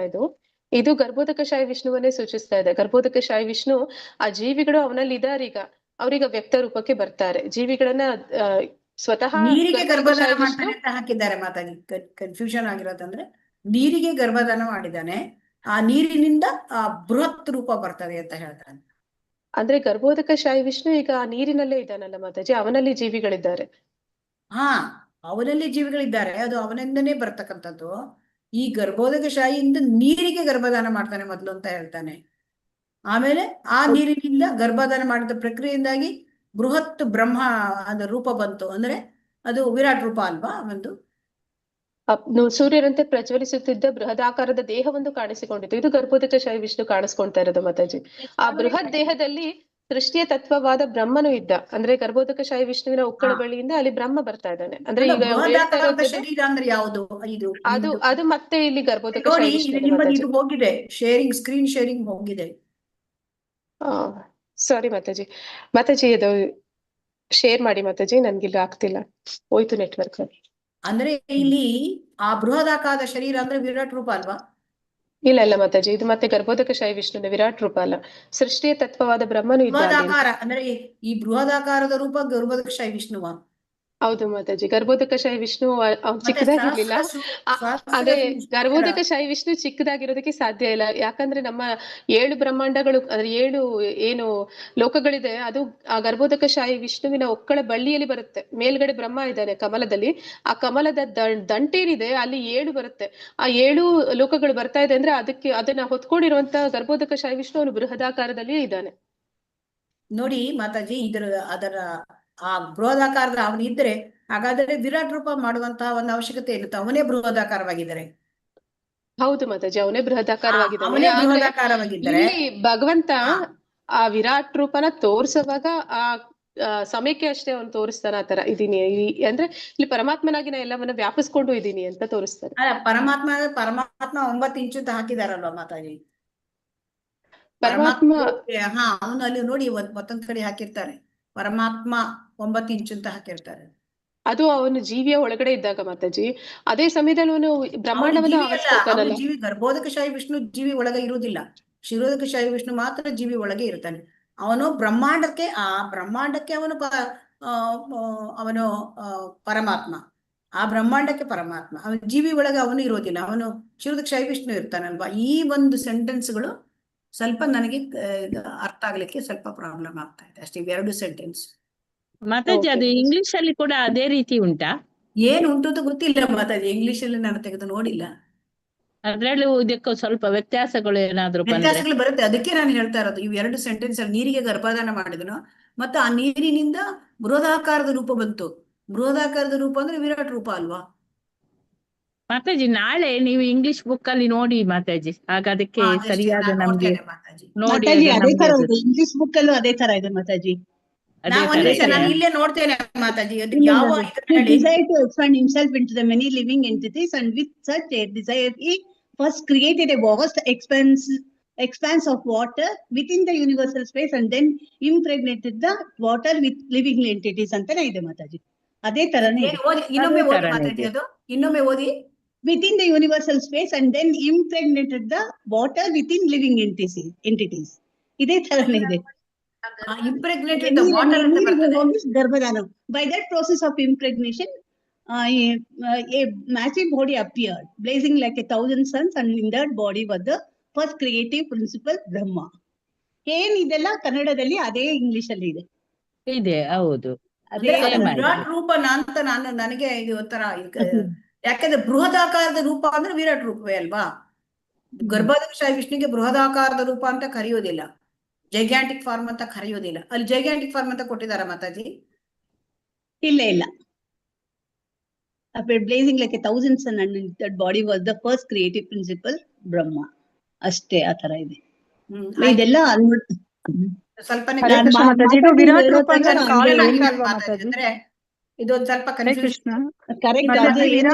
ಅಂದ್ರೆ ಕಾಲ್ಪನಿಕ ಆಗುತ್ತಲ್ವಾ ಮಾತಾಜಿ? ಅದು ನಾವು ಕಲ್ಪನೆ ಮಾಡ್ಕೊಳೋದು. ಈ ಭಾಗ ಇದು ಭಗವಂತಂದು ಶರೀರದ ವಿವಿಧ ಭಾಗಗಳು ಅಂತ ನಾವು ಕಲ್ಪನೆ ಮಾಡ್ಕೊಳೋದು. ವಿರಾಟ್ ರೂಪ ಅಂತ ಆಸ್ ಸಚ್ ಒಂದು ದೇಹ ಅಂತ ಇಲ್ಲ ಅಲ್ಲ ಮಾತಾಜಿ? ವಿರಾಟ್ ರೂಪ ಅಂತಂದ್ರೆ it is including of all which ever is existing, all living entities. So ಅದು ವಿರಾಟ್ ರೂಪ. ಎಲ್ಲ ಪ್ಲಾನೆಟ್ಸ್, ಲಿವಿಂಗ್ ಎಂಟಿಟೀಸ್, ಅದು ವಿರಾಟ್ ರೂಪ. ಹಾಗಾದ್ರೆ ಇದು ಏನು ಅಂತ? ಈ ಶರೀರ ಏನು? ಬೃಹದಾಕಾರದ ಶರೀರ. ಅದರಲ್ಲಿ ಬ್ರಹ್ಮ ಇದ್ದ ಅಂತಂದ್ರೆ ಅದು ಗರ್ಭೋದಕಶಾಹಿ ವಿಷ್ಣು. ಗರ್ಭೋದಕಶಾಹಿ ಬ್ರಹ್ಮ ಇದ್ದ ಅಂದ್ರೆ ಗರ್ಭೋದಕಶಾಹಿ ವಿಷ್ಣುನಾ? ಹೌದು. ಬೃಹತ್ ದೇಹದಲ್ಲಿ ಸೃಷ್ಟಿಯ ತತ್ವವಾದ ಬ್ರಹ್ಮನೂ ಇದ್ದ. ಇಲ್ಲೂ ಇಂಗ್ಲಿಷ್ ಅಲ್ಲೂ ಹಾಗೇನೆ ಇದೆ. That body was the first creative principle Brahma ಅಂತ ಹೇಳ್ತಾರೆ. ಗರ್ಭೋದಕಶಾಹಿ ವಿಷ್ಣು ಅಷ್ಟು ಬೃಹದಾಕಾರದ ಗರ್ಭೋದಕಶಾಹಿ ವಿಷ್ಣುನ ಅಂದ್ರೆ ಅವನೇ ಎಕ್ಸ್ಪ್ಯಾಂಡ್ ಆಗಿ ಬೃಹದಾಕಾರ ನೋಡಿ. ಅಲ್ಲಿ ಅವನು ಪವಡಿಸಿದ್ದಾನೆ ಅಂತ ಕೊಟ್ಟು ಅವನು ಅಲ್ಲಿ ಗರ್ಭಾಧಾನ ಮಾಡಿದ್ದಾನೆ. ಅದಾದ ಮೇಲೆ ಮತ್ತೆ ಅವನು ಬೃಹದಾಕಾರವಾಗಿ ಬೆಳೆದ ಅಂತ ಇಲ್ಲಿ ಕೊಟ್ಟಿದ್ದಾರೆ ನೋಡಿ. ಮೊದ್ಲು ಅವನು ಬೃಹದಾಕಾರ ಇರ್ಲಿಲ್ಲ. ಸ್ವಲ್ಪ ಇದನ್ನ ಸ್ಟಡಿ ಮಾಡ್ಬೇಕಷ್ಟೇ ನನಗೆ. ಹರೇ ಕೃಷ್ಣ. ಯಾಕೆಂದ್ರೆ ಮೊದ್ಲು ಅವನು ಬೃಹದಾಕಾರ ಇರ್ಲಿಲ್ಲ ಅಲ್ವಾ. ಅವನು ನೀರಿಗೆ ಇದನ್ನು ಕೊಟ್ಟ, ಅಂದ್ರೆ ಎಲ್ಲ ಗರ್ಭಾಧಾನ ಮಾಡಿದ. ಆ ಗರ್ಭಾಧಾನ ಮಾಡಿದ ಮೇಲೆ ಅವನು ಬೃಹದಾಕಾರವಾಗಿ ಬೆಳ್ಕೊಂಡ ಅಂತ ಕೊಟ್ಟಿದೆ ಅಲ್ವಾ. ಅಂದ್ರೆ ಅದು ಕರ್ಣೋದಕಶಾಹಿ ವಿಷ್ಣು, ಅವನು ಗರ್ಭೋದಕಶಾಹಿ ವಿಷ್ಣುವಿನ ಅವತಾರ ಆಗಿ ಅದು ಪ್ರವೇಶ ಮಾಡ್ತಾ ಇದ್ದಾನೆ. ಪ್ರವೇಶ ಮಾಡಿದಾದ್ಮೇಲೆ ಗರ್ಭೋದಕಶಾಹಿ ವಿಷ್ಣು. ಅದನ್ನ ಸ್ವಲ್ಪ ಇದನ್ನ ಫೋಕಸ್ ಮಾಡಿ, ಆ ಸೆಂಟೆನ್ಸ್ಗಳು, ಎರಡು ಸೆಂಟೆನ್ಸ್ ಇದರಲ್ಲಿ. ಮೊಟ್ಟ ಮೊದಲಿಗೆ ಬ್ರಹ್ಮಾಂಡದ ವಿಶಾಲವಾದ ಸ್ಥಳದಲ್ಲಿ ಅಪಾರವಾದ ಜಲರಾಶಿಯನ್ನು ಸೃಷ್ಟಿಸಿದನು. ಅಪಾರವಾದ ಜಲರಾಶಿ ಅಂದ್ರೆ ಅದು ಇದು ಓಷನ್ ಅಲ್ವಾ, ಸೃಷ್ಟಿ ಮಾಡಿದ. ಆಮೇಲೆ ಬಳಿಕ ನೀರಿಗೆ ಜೀವಿಗಳನ್ನು ಗರ್ಭದಾನ ಮಾಡಿದನು. ಆಯ್ತು, ಇದು ಅರ್ಥ ಮಾಡ್ಕೊಳ್ಳೋಣ. ನೀರಿಗೆ ಗರ್ಭದಾನ ಮಾಡಿದ ಎಲ್ಲ ಜೀವಿಗಳು. ಈ ಗರ್ಭದಾನ ಪ್ರಕ್ರಿಯೆಯಿಂದಾಗಿ ಸಹಸ್ರ ಸೂರ್ಯರಂತೆ ಪ್ರಜ್ವಲಿಸುತ್ತಿದ್ದ ಬೃಹತ್ ಆಕಾರದ ದೇಹವೊಂದು ಕಾಣಿಸಿಕೊಂಡಿತ್ತು. ಅಂದ್ರೆ ಇದು ಒರಿಜಿನಲ್ ಗರ್ಭೋದಕಶಾಹಿ ವಿಷ್ಣು ಅಲ್ಲ, ಅವನು ಬೇರೆ ಅಲ್ವಾ. ಈ ಬೃಹತ್ ದೇಹದಲ್ಲಿ ಸೃಷ್ಟಿಯ ತತ್ವವಾದ ಬ್ರಹ್ಮನು ಇದ್ದ. ಮಹಾಮಹಿಮ ಪರಾಶರ ಋಷಿವರ್ಯರು ಈ ಸಂಗತಿಯನ್ನು ವಿಷ್ಣು ಪುರಾಣದಲ್ಲಿ ಖಚಿತಪಡಿಸಿದ್ದಾರೆ. ಇದು ವಿಷ್ಣು ಪುರಾಣದಲ್ಲಿ ಈ ತರ ಇದೆಯಾ ಅಂತ ಮಾತಾಜಿ? ಇದು ವಿಷ್ಣು ಪುರಾಣದ್ದು, ಅದ್ರಲ್ಲಿ ಈ ರೀತಿ ಕೊಟ್ಟಿದ್ದಾರೆ. ಅಂದ್ರೆ ಇದರಲ್ಲಿ ವಿಷ್ಣು ಗರ್ಭೋದಕಶಾಹಿ ವಿಷ್ಣುವೇ ಜಲರಾಶಿನ ಮಾಡಿ ಆ ಜಲರಾಶಿಗೆ ಗರ್ಭಧಾನ ಮಾಡಿ ಅದರ ಆದ ಮೇಲೆ ಒಂದು ಬೃಹದಾಕಾರದ ರೂಪ ಬಂತು. ಅಂದ್ರೆ ಹೌದು, ಒರಿಜಿನಲ್ ಹಾಗೆ ನಾವು ಮಲಗಿದ ಆ ರೂಪ ಅಲ್ಲ ಅಂತ ಇದು ಅರ್ಥ ಮಾಡ್ಕೊಳ್ಳಿಕ್ಕೆ ನನಗಂತೂ ಹಾಗನ್ಸುತ್ತೆ. ಅಲ್ಲಿ ಪುನಃ ಕೊಟ್ಟಿದ್ದಾರೆ ನೋಡಿ, ನಮಗೆ ಕಾಣುತ್ತಿರುವ ವ್ಯಕ್ತ ಜಗತ್ತು ವಿಷ್ಣುವಿನಿಂದ ಸೃಷ್ಟಿಯಾಯಿತೆಂದು ಅದನ್ನು ಪಾಲಿಸುತ್ತಿರುವವನು ಕೂಡ ಅವನೇ ಎಂದು ಪರಾಶರರು ಹೇಳುತ್ತಾರೆ. ವಿಶ್ವರೂಪದ ಪ್ರಧಾನ ಪಾಲಕ ವಿಷ್ಣು, ಅದನ್ನು ನಾಶ ಮಾಡುವವನು ಕೂಡ ಅವನೇ. ಅಂದ್ರೆ ಇದು ಅವರು ಪರಾಶರ ಮುನಿ ಇದ್ರಲ್ಲಿ ಹೇಳಿದಂತ ವಿಷ್ಣು ಪುರಾಣದಲ್ಲಿ ಹೇಳಿದ್ದೆವು. ಓಕೆ ಓಕೆ ಓಕೆ, ಮತ್ತೆ ಮುಂದುವರಿಸಿ. ಹರೇ ಕೃಷ್ಣ, ಧನ್ಯವಾದಗಳು. ಧನ್ಯವಾದ. ನೆಕ್ಸ್ಟ್ ಇದಾಗಿತ್ತ ಮಾತಾಜಿ? ಇಲ್ಲ, ಮಂಜುಳಾ ಮಾತಾಜಿ ಓದಿ. ಹರೇ ಕೃಷ್ಣ. ಎಲ್ಲಿ ಐಹಿಕ ಪ್ರಕೃತಿಯಲ್ಲಿನ? ಅದಲ್ಲ ಮಾತಾಜಿ, ಸ್ಕ್ರೀನ್ ಮೇಲೆ ನಾನೇ ಮಾಡ್ಬೇಕಲ್ಲ, ನಾನ್ ನಿಮ್ಮ ಲೋಕದಲ್ಲೇ ಇದ್ದೇನೆ. ಈ ವ್ಯಕ್ತ ಜಗತ್ತು ಮಾತಾಜಿ, ಈ ವ್ಯಕ್ತ ಜಗತ್ತು ಪರಮ ದೇವೋತ್ತಮ ಪರಮ ಪುರುಷ. ಇಲ್ಲಿ ನೋಡಿ, ಈ ವ್ಯಕ್ತ ಜಗತ್ತು ಪರಮ ದೇವೋತ್ತಮ, ಅಲ್ಲಿಂದ ಓದಿ. ಈ ವ್ಯಕ್ತ ಜಗತ್ತು ಪರಮ ದೇವೋತ್ತಮ ಪುರುಷನ ವಿವಿಧ ಶಕ್ತಿಗಳಲ್ಲಿ ಒಂದು. ಜೇಡರ ಹುಳು ಜೊಲ್ಲು ಸುರಿಸಿ ತನ್ನ ಚಲನೆಯಿಂದಲೇ ಒಂದು ಬಲೆಯನ್ನು ನೇಯುತ್ತದೆ. ಕೊನೆಗೆ ಆ ಜಾಲವನ್ನು ತನ್ನ ದೇಹದಲ್ಲೇ ಹುದುಗಿಸಿಕೊಳ್ಳುತ್ತದೆ. ಹೀಗೆಯೇ ಪ್ರಭು ವಿಷ್ಣುವು ತನ್ನ ಪಾರಮಾರ್ಥಿಕ ದೇಹದಿಂದ ವ್ಯಕ್ತ ಜಗತ್ತನ್ನು ಸೃಷ್ಟಿಸುತ್ತಾನೆ ಮತ್ತು ಕೊನೆಯಲ್ಲಿ ಅದನ್ನು ತನ್ನಲ್ಲೇ ಹುದುಗಿಸಿಕೊಳ್ಳುತ್ತಾನೆ. ದೇವೋತ್ತಮ ಪರಮ ಪುರುಷನೇ ಮೂಲ ಸೃಷ್ಟಿಕರ್ತನೆಂದು ವೇದಗಳ ಅರಿವುಳ್ಳ ಎಲ್ಲ ಶ್ರೇಷ್ಠ ಮುನಿವರ್ಯರು ಒಪ್ಪಿಕೊಂಡಿದ್ದಾರೆ. ಶ್ರೇಷ್ಠ ತತ್ವಜ್ಞಾನಿಗಳ ನಿರಾಕಾರ ಮನೋಕಲ್ಪನೆಗಳು ಇರುವುದು ಧರ್ಮ ಸಂಬಂಧಿ ಕ್ರಿಯಾವಿಧಿಗಳನ್ನು ಹೊರಗಿರಿಸಿದ ಜ್ಞಾನವರ್ಧನೆಗಾಗಿ ಎಂದು ಕೆಲವು ಸಲ ಹೇಳಲಾಗುತ್ತದೆ. ಆದರೆ ಧರ್ಮ ಸಂಬಂಧಿ ವಿಧಿವಿಧಾನಗಳು ವಾಸ್ತವವಾಗಿ ಆಧ್ಯಾತ್ಮಿಕ ವರ್ಧನೆಯ ಉದ್ದೇಶವನ್ನೇ ಇಟ್ಟುಕೊಂಡಿವೆ. ಧಾರ್ಮಿಕ ವಿಧಿಗಳನ್ನು ಆಚರಿಸುವುದರ ಮೂಲಕ ದೇವೋತ್ತಮ ಪರಮಪುರುಷ ವಾಸುದೇವನು ಇರುವುದೆಲ್ಲದರ ಕಾರಣವೆಂದು ಅರ್ಥ ಮಾಡಿಕೊಂಡು ವ್ಯಕ್ತಿಯು ಜ್ಞಾನದ ಪರಮ ಗಮ್ಯ ಸ್ಥಾನವನ್ನು ತಲುಪುತ್ತಾನೆ. ಯಾವುದೇ ಧಾರ್ಮಿಕ ವಿಧಿಗಳಿಲ್ಲದ ತಿಳಿವೊಂದನ್ನೇ ಪ್ರತಿಪಾದಿಸುವ ಜನ ಕೂಡ ಅನೇಕಾನೇಕ ಜನ್ಮಗಳ ಕಾಲ ಮನೋಕಲ್ಪನೆಗಳಲ್ಲಿ ತೊಡಗಿದ್ದು ಕೊನೆಗೆ ವಾಸುದೇವನೇ ಇರುವುದೆಲ್ಲದರ ಕಾರಣವೆಂಬ ನಿರ್ಣಯಕ್ಕೆ ಬರುತ್ತಾರೆಂದು ಭಗವದ್ಗೀತೆಯಲ್ಲಿ ಸ್ಪಷ್ಟವಾಗಿ ಹೇಳಿದೆ. ಬದುಕಿನ ಈ ಧ್ಯೇಯವನ್ನು ಸಾರ್ಥಕಗೊಳಿಸಿಕೊಂಡದ್ದರ ಫಲವಾಗಿ ಇಂತಹ ವಿದ್ವಾಂಸನು ಅಥವಾ ತತ್ವಜ್ಞನು ಪರಮ ದೇವೋತ್ತಮ ಪುರುಷನಿಗೆ ಶರಣಾಗತನಾಗುತ್ತಾನೆ. ಭೌತಿಕ ಜಗತ್ತಿನಲ್ಲಿದ್ದು ಕಲುಷಿತವಾಗಿ ಹೋಗಿರುವ ಮನಸ್ಸನ್ನು ಶುದ್ಧಗೊಳಿಸಿಕೊಳ್ಳಲಿಕ್ಕಾಗಿಯೇ ಧಾರ್ಮಿಕ ಮಂತ್ರ ಕ್ರಿಯಾವಿಧಿಗಳು ಉದ್ದಿಷ್ಟವಾಗಿವೆ. ಭಗವಂತನ ಪವಿತ್ರ ನಾಮಗಳಾದ ಹರೇ ಕೃಷ್ಣ ಕೃಷ್ಣ ಕೃಷ್ಣ ಹರೇ ಹರೇ, ಹರೇ ರಾಮ ರಾಮ ರಾಮ ಹರೇ ಹರೇ ಎಂಬ ಮಂತ್ರವನ್ನು ಜಪಿಸಿ ಕಲುಷಿತ ಮನಸ್ಸನ್ನು ಶುದ್ಧಗೊಳಿಸಿಕೊಳ್ಳುವ ಪ್ರಕ್ರಿಯೆಯನ್ನು ಸುಲಭ ಮಾಡಿಕೊಳ್ಳುವುದು ಈ ಕಲಿಯುಗದ ಒಂದು ವಿಶೇಷ ಲಕ್ಷಣವಾಗಿದೆ. ಧನ್ಯವಾದಗಳು ಮಾತಾಜಿ. ಹರೇ ಕೃಷ್ಣ. ಎಕ್ಸ್ಪ್ಲೇನ್ ಮಾಡದ ಮಾತಾಜಿ? ಮಾಡಿ. ಇಲ್ಲಿ ಏನಂತ ಹೇಳ್ತಿದ್ರೆ, ಈ ಜಗತ್ತು ಅದು ಹೇಗಿದೆ ಅಂತಂದ್ರೆ, ಅದು ಒಂದು ಜೇಡರ ಹುಳು ಸಾದೃಶ್ಯವನ್ನ ಇಲ್ಲಿ ಕೊಡ್ತಾ ಇದ್ದಾರೆ. ಒಂದು ಜೇಡರ ಹುಳು ಹೇಗೆ ತನ್ನ ಜೊಲ್ಲಿನಿಂದ ಅದೇನ್ ಮಾಡುತ್ತೆ, ಒಂದು ಜೇಡರ ಬಲೆಯನ್ನ ನೇಯುತ್ತೆ.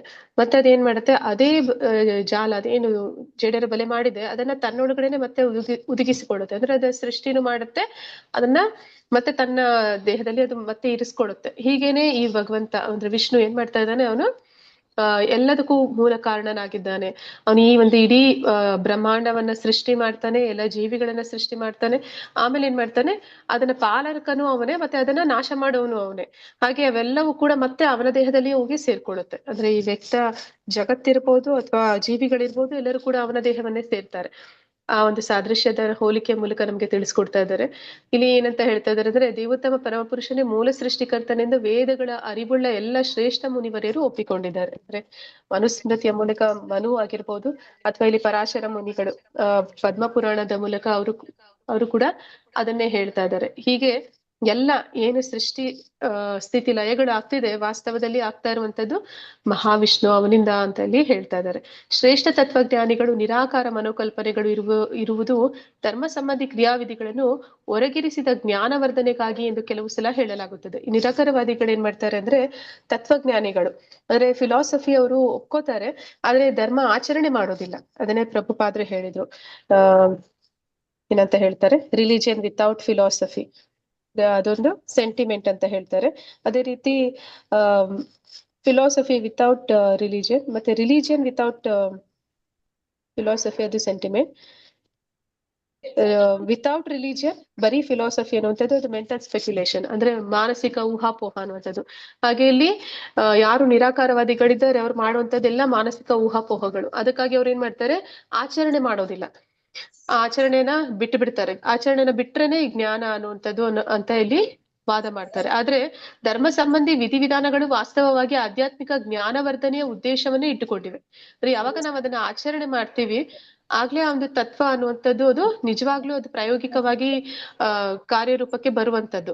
ಈಗ ನಾವು ನೋಡ್ತೀವಿ, ಹರೇ ಕೃಷ್ಣ ಮಹಾಮಂತ್ರ ಜಪ ಮಾಡ್ತೀವಿ, ಅದು ಒಂದು ಆಚರಣೆ ಮಾಡುವಂತಹ ವಿಧಿ. ಆದ್ರೆ ಅದು ಮಾಡುವಾಗ ಅಲ್ಲಿ ಒಂದು ಪ್ರಕ್ರಿಯೆ ನಡೀತಾ ಇದೆ, ಅಲ್ಲಿ ನಮಗೆ ಜ್ಞಾನ ಅನ್ನುವಂಥದ್ದು ಕೂಡ ಅದ್ರ ಮೂಲಕ ಸಿಗ್ತಾ ಇದೆ. ಹಾಗಾಗಿ ಆಚರಣೆನೂ ಇರ್ಬೇಕು, ತತ್ವನೂ ಇರ್ಬೇಕು ಅನ್ನೋದನ್ನ ಇಲ್ಲಿ ನಾವು ನೋಡ್ತಾ ಇದೀವಿ. ಧಾರ್ಮಿಕ ವಿಧಿಗಳನ್ನು ಆಚರಿಸುವುದರ ಮೂಲಕ ದೇವೋತ್ತಮ ಪರಮ ಪುರುಷ ವಾಸುದೇವನು ಇರುವುದೆಲ್ಲದರ ಕಾರಣವೆಂದು ಅರ್ಥ ಮಾಡಿಕೊಂಡು ವ್ಯಕ್ತಿಯು ಜ್ಞಾನದ ಪರಮ ಗಮ್ಯ ಸ್ಥಾನವನ್ನ ತಲುಪುತ್ತಾನೆ. ಯಾವಾಗ ಧಾರ್ಮಿಕ ವಿಧಿಗಳನ್ನ ನಾವು ಆಚರಣೆ ಮಾಡ್ತೀವಿ, ಪಂಚರಾತ್ರ ವಿಧಿಗಳನ್ನ ನಾವು ಆಚರಣೆ ಮಾಡ್ತೀವಿ, ಭಾಗವತ ವಿಧಿಗಳನ್ನ ನಾವು ಆಚರಣೆ ಮಾಡ್ತೀವಿ, ಅದ್ ಮಾಡಿದಾಗ ಮಾತ್ರನೇ ನಿಜವಾಗ್ಲೂ ಆ ತತ್ವ ಜ್ಞಾನ ಏನಿದೆ ಅದು ನಮ್ಮನ್ನ ದೇವೋತ್ತಮ ಪರಮ ಪುರುಷನ ಗಮ್ಯ ಸ್ಥಾನದವರೆಗೆ ತಮ್ಮನ್ನ ಕರ್ಕೊಂಡು ಹೋಗುತ್ತೆ ಅಂತ ಇಲ್ಲಿ ಹೇಳ್ತಾ ಇದ್ದಾರೆ. ಯಾವುದೇ ಧಾರ್ಮಿಕ ವಿಧಿಗಳಿಲ್ಲದ ತಿಳಿವಂತನ್ನೇ ಪ್ರತಿಪಾದಿಸುವ ಜನ ಕೂಡ ಅನೇಕ ಜನ್ಮಗಳ ಕಾಲ ಮನೋಕಲ್ಪನೆಗಳಲ್ಲಿ ತೊಡಗಿದ್ದು ಕೊನೆಗೆ ವಾಸುದೇವನೇ ಇರುವುದೆಲ್ಲದರ ಕಾರಣ ಎಂಬ ನಿರ್ಣಯಕ್ಕೆ ಬರುತ್ತಾರೆ ಎಂದು ಭಗವದ್ಗೀತೆಯಲ್ಲಿ ಸ್ಪಷ್ಟವಾಗಿ ಹೇಳಿದೆ. ಅಂದ್ರೆ ಇಲ್ಲಿ ಹೇಳ್ತಾ ಇದ್ದಾರೆ, ಈ ಒಂದು ನಿರಾಕಾರವಾದಿಗಳು, ಮಾಯಾವಾದಿಗಳು ಅವರು ಕೂಡ ಅವ್ರು ಯಾವುದೇ ಒಂದು ಆಚರಣೆ ಮಾಡಿದ್ರೆ ಬರೀ ಊಹಾಪೋಹ ಮಾಡ್ತಿದ್ರು ಕೂಡ ಇದಕ್ಕೊಂದು ಶ್ಲೋಕ ಭಗವದ್ಗೀತೆಯಲ್ಲಿ ಹೇಳ್ತಾರೆ, ಬಹುನಾಮ್ ಜನ್ಮನಾಮಂತೆ ಜ್ಞಾನವಾನ್ ಮಾ ಪ್ರಪದ್ಯತೆ ಅಂತ. ಅಂದ್ರೆ ಅವರು ಅನೇಕ ಜನ್ಮಗಳ ನಂತರ ಈ ಭಕ್ತಿ ಮಾರ್ಗಕ್ಕೆ ಬರ್ತಾರೆ ಅಂತ ಇಲ್ಲಿ ಹೇಳ್ತಾ ಇದ್ದಾರೆ. ಬದುಕಿನ ಈ ಧ್ಯೇಯವನ್ನು ಸಾರ್ಥಕಗೊಳಿಸಿಕೊಂಡದರ ಫಲವಾಗಿ ಇಂತಹ ವಿದ್ವಾಂಸನು ಅಥವಾ ತತ್ವಜ್ಞನು ಪರಮ ದೇವೋತ್ತಮ ಪುರುಷನಿಗೆ ಶರಣಾಗುತ್ತಾನೆ. ಭೌತಿಕ ಜಗತ್ತಿನಲ್ಲಿದ್ದು ಕಲುಷಿತವಾಗಿ ಹೋಗಿರುವ ಮನಸ್ಸನ್ನು ಶುದ್ಧಗೊಳಿಸುವುದಕ್ಕಾಗಿಯೇ ಧಾರ್ಮಿಕ ಮಂತ್ರ ಕ್ರಿಯಾವಿಧಿಗಳು ಉದ್ದಿಷ್ಟವಾಗಿವೆ. ಯಾಕೆ ಈ ಧಾರ್ಮಿಕ ಆಚರಣೆಗಳನ್ನ ಮಾಡಬೇಕು ಅಂತಂದ್ರೆ, ಆ ಮನಸ್ಸು ಅನೇಕ ಜನ್ಮಗಳಿಂದ ಈ ರೀತಿ ಕಲುಷಿತವಾಗಿದೆ, ಅದನ್ನ ಶುದ್ಧಗೊಳಿಸೋದಕ್ಕೆ ನಮ್ಗೆ ಮಂತ್ರಗಳು ಬೇಕು, ಕ್ರಿಯೆಗಳು ಬೇಕು, ವಿಧಿಗಳು ಬೇಕು. ಹಾಗೆ ಹೇಳ್ತಾ ಇದ್ದಾರೆ, ಭಗವಂತನ ಪವಿತ್ರ ನಾಮಗಳಾದ ಹರೇ ಕೃಷ್ಣ ಕೃಷ್ಣ ಕೃಷ್ಣ ಹರೇ ಹರೇ, ಹರೇ ರಾಮ ರಾಮ ರಾಮ ಹರೇ ಹರೇ ಎಂಬ ಮಂತ್ರವನ್ನು ಜಪಿಸಿ ಕಲುಷಿತ ಮನಸ್ಸನ್ನು ಶುದ್ಧಗೊಳಿಸಿಕೊಳ್ಳುವ ಪ್ರಕ್ರಿಯೆಯನ್ನು ಸುಲಭ ಮಾಡಿಕೊಳ್ಳುವುದು ಈ ಕಲಿಯುಗದ ಒಂದು ವಿಶೇಷ ಲಕ್ಷಣವಾಗಿದೆ. ಇಲ್ಲಿ ಕೂಡ ಒಂದು ಆಚರಣೆ ಇದೆ, ಒಂದು ಮಂತ್ರ ಇದೆ, ಒಂದು ವಿಧಿ ಇದೆ, ಒಂದು ಕ್ರಿಯೆ ಇದೆ. ಅದೇನಂದ್ರೆ ಹರಿನಾಮ ಸಂಕೀರ್ತನೆ. ಅದು ಎಲ್ಲ ಯಾರು ಬದ್ಧಾತ್ಮರಿದ್ದಾರೆ ಅವರ ಮನಸ್ಸನ್ನ ಪರಿಶುದ್ಧಗೊಳಿಸುತ್ತೆ ಅಂತ ಇಲ್ಲಿ ಹೇಳ್ತಾ ಇದ್ದಾರೆ. ಹರಿ ಕೃಷ್ಣ ಮಾತಾಜಿ, ಮುಂದುವರಿಸಬೇಕು. ಹರೇ ಕೃಷ್ಣ. ಶುಭಾಂಗಿ ಮಾತಾಜಿ ಓದಿ.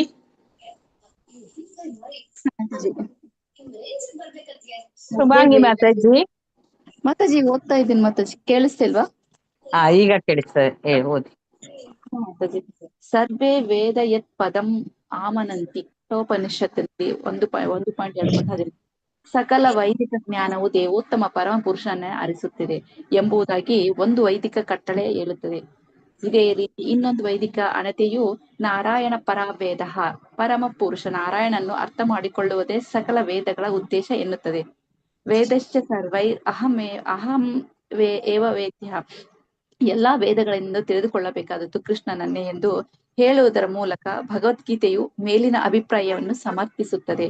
ಆದ್ದರಿಂದ ವೇದವನ್ನು ಅರ್ಥ ಮಾಡಿಕೊಳ್ಳಲು ವೈದಿಕ ಆಚರಣೆಗಳ ಅನುಷ್ಠಾನ ಹಾಗೂ ವೇದಾಂತ ಸೂತ್ರದ ಮೇಲಿನ ಜಿಜ್ಞಾಸೆಯಲ್ಲಿ ತೊಡಗುವುದು. ಈ ಎಲ್ಲದರ ಪ್ರಧಾನ ಉದ್ದೇಶವು ಕೃಷ್ಣನನ್ನೇ ಅರ್ಥ ಮಾಡಿಕೊಳ್ಳುವುದೇ ಆಗಿದೆ.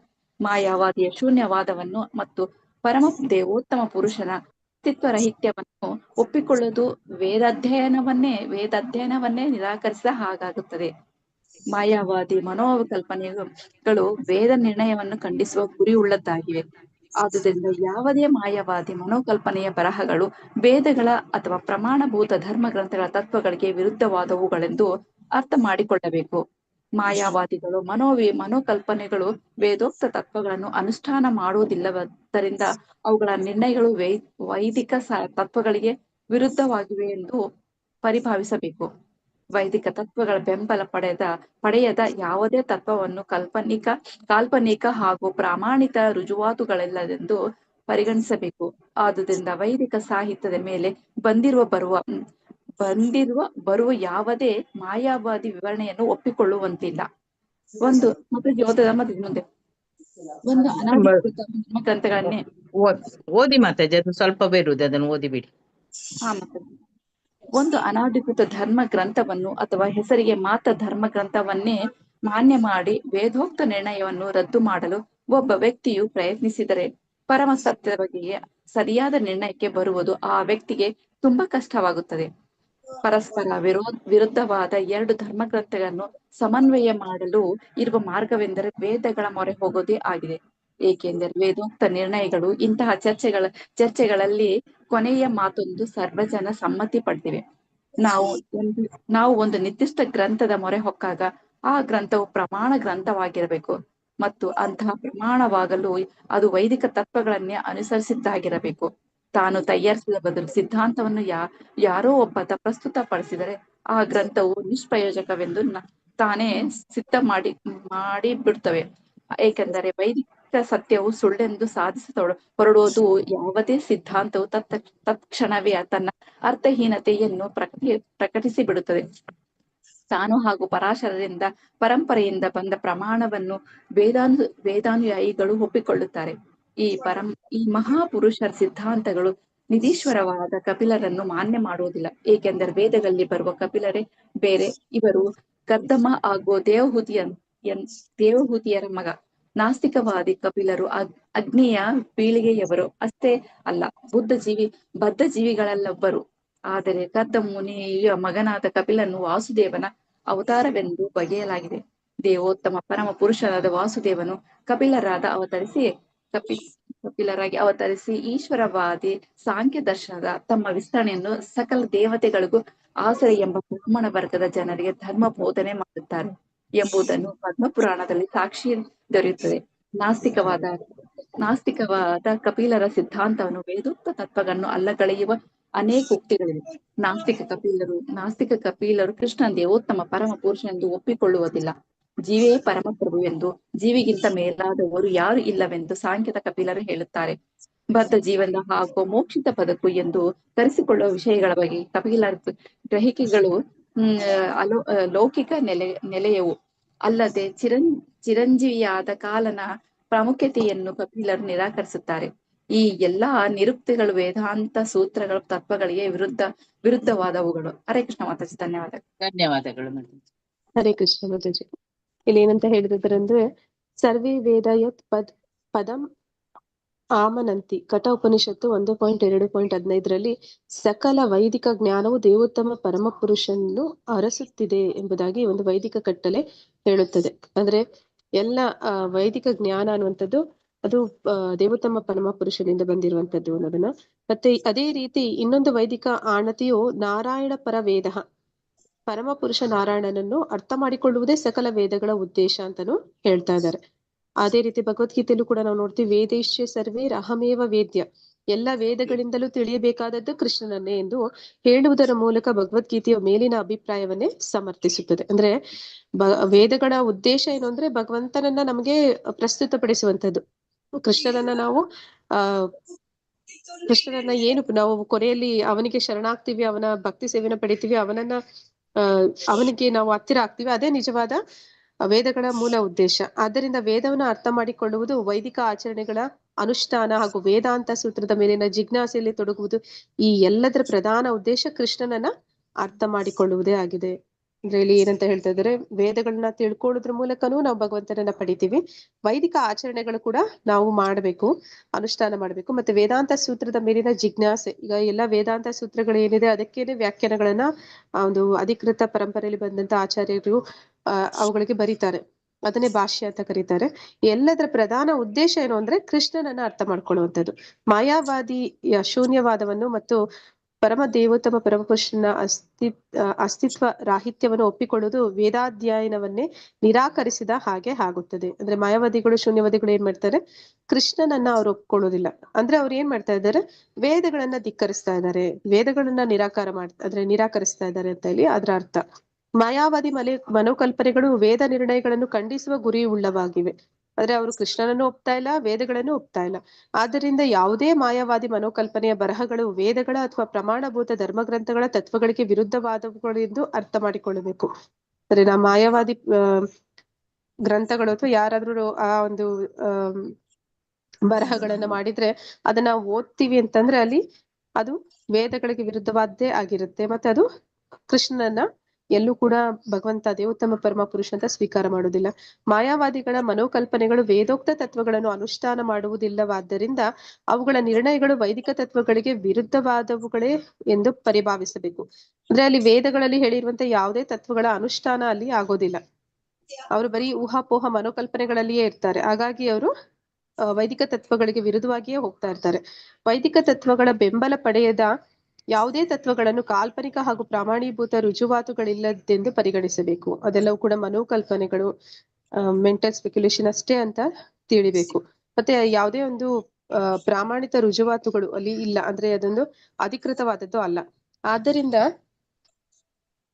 ವೈದಿಕ ಸಾಹಿತ್ಯದ ಮೇಲೆ ಬರುವ ಯಾವುದೇ ಮಾಯಾವಾದಿ ವಿವರಣೆಯನ್ನು ಒಪ್ಪಿಕೊಳ್ಳುವಂತಿಲ್ಲ. ಮಾಯಾವಾದಿಗಳು ವೈದಿಕ ಸಾಹಿತ್ಯದ ಮೇಲೆ ಅವ್ರು ಏನಾದ್ರೂ ವ್ಯಾಖ್ಯಾನಗಳನ್ನ ಬರೀತಾರೆ ಅಂದ್ರೂ ಕೂಡ ಅದು ಒಪ್ಕೊಳ್ಳುವಂತದ್ದಲ್ಲ. ಯಾಕಂದ್ರೆ ಅದು ವೈದಿಕ ಆಚರಣೆಯನ್ನು ಒಪ್ಕೊಳ್ಳೋದಿಲ್ಲ.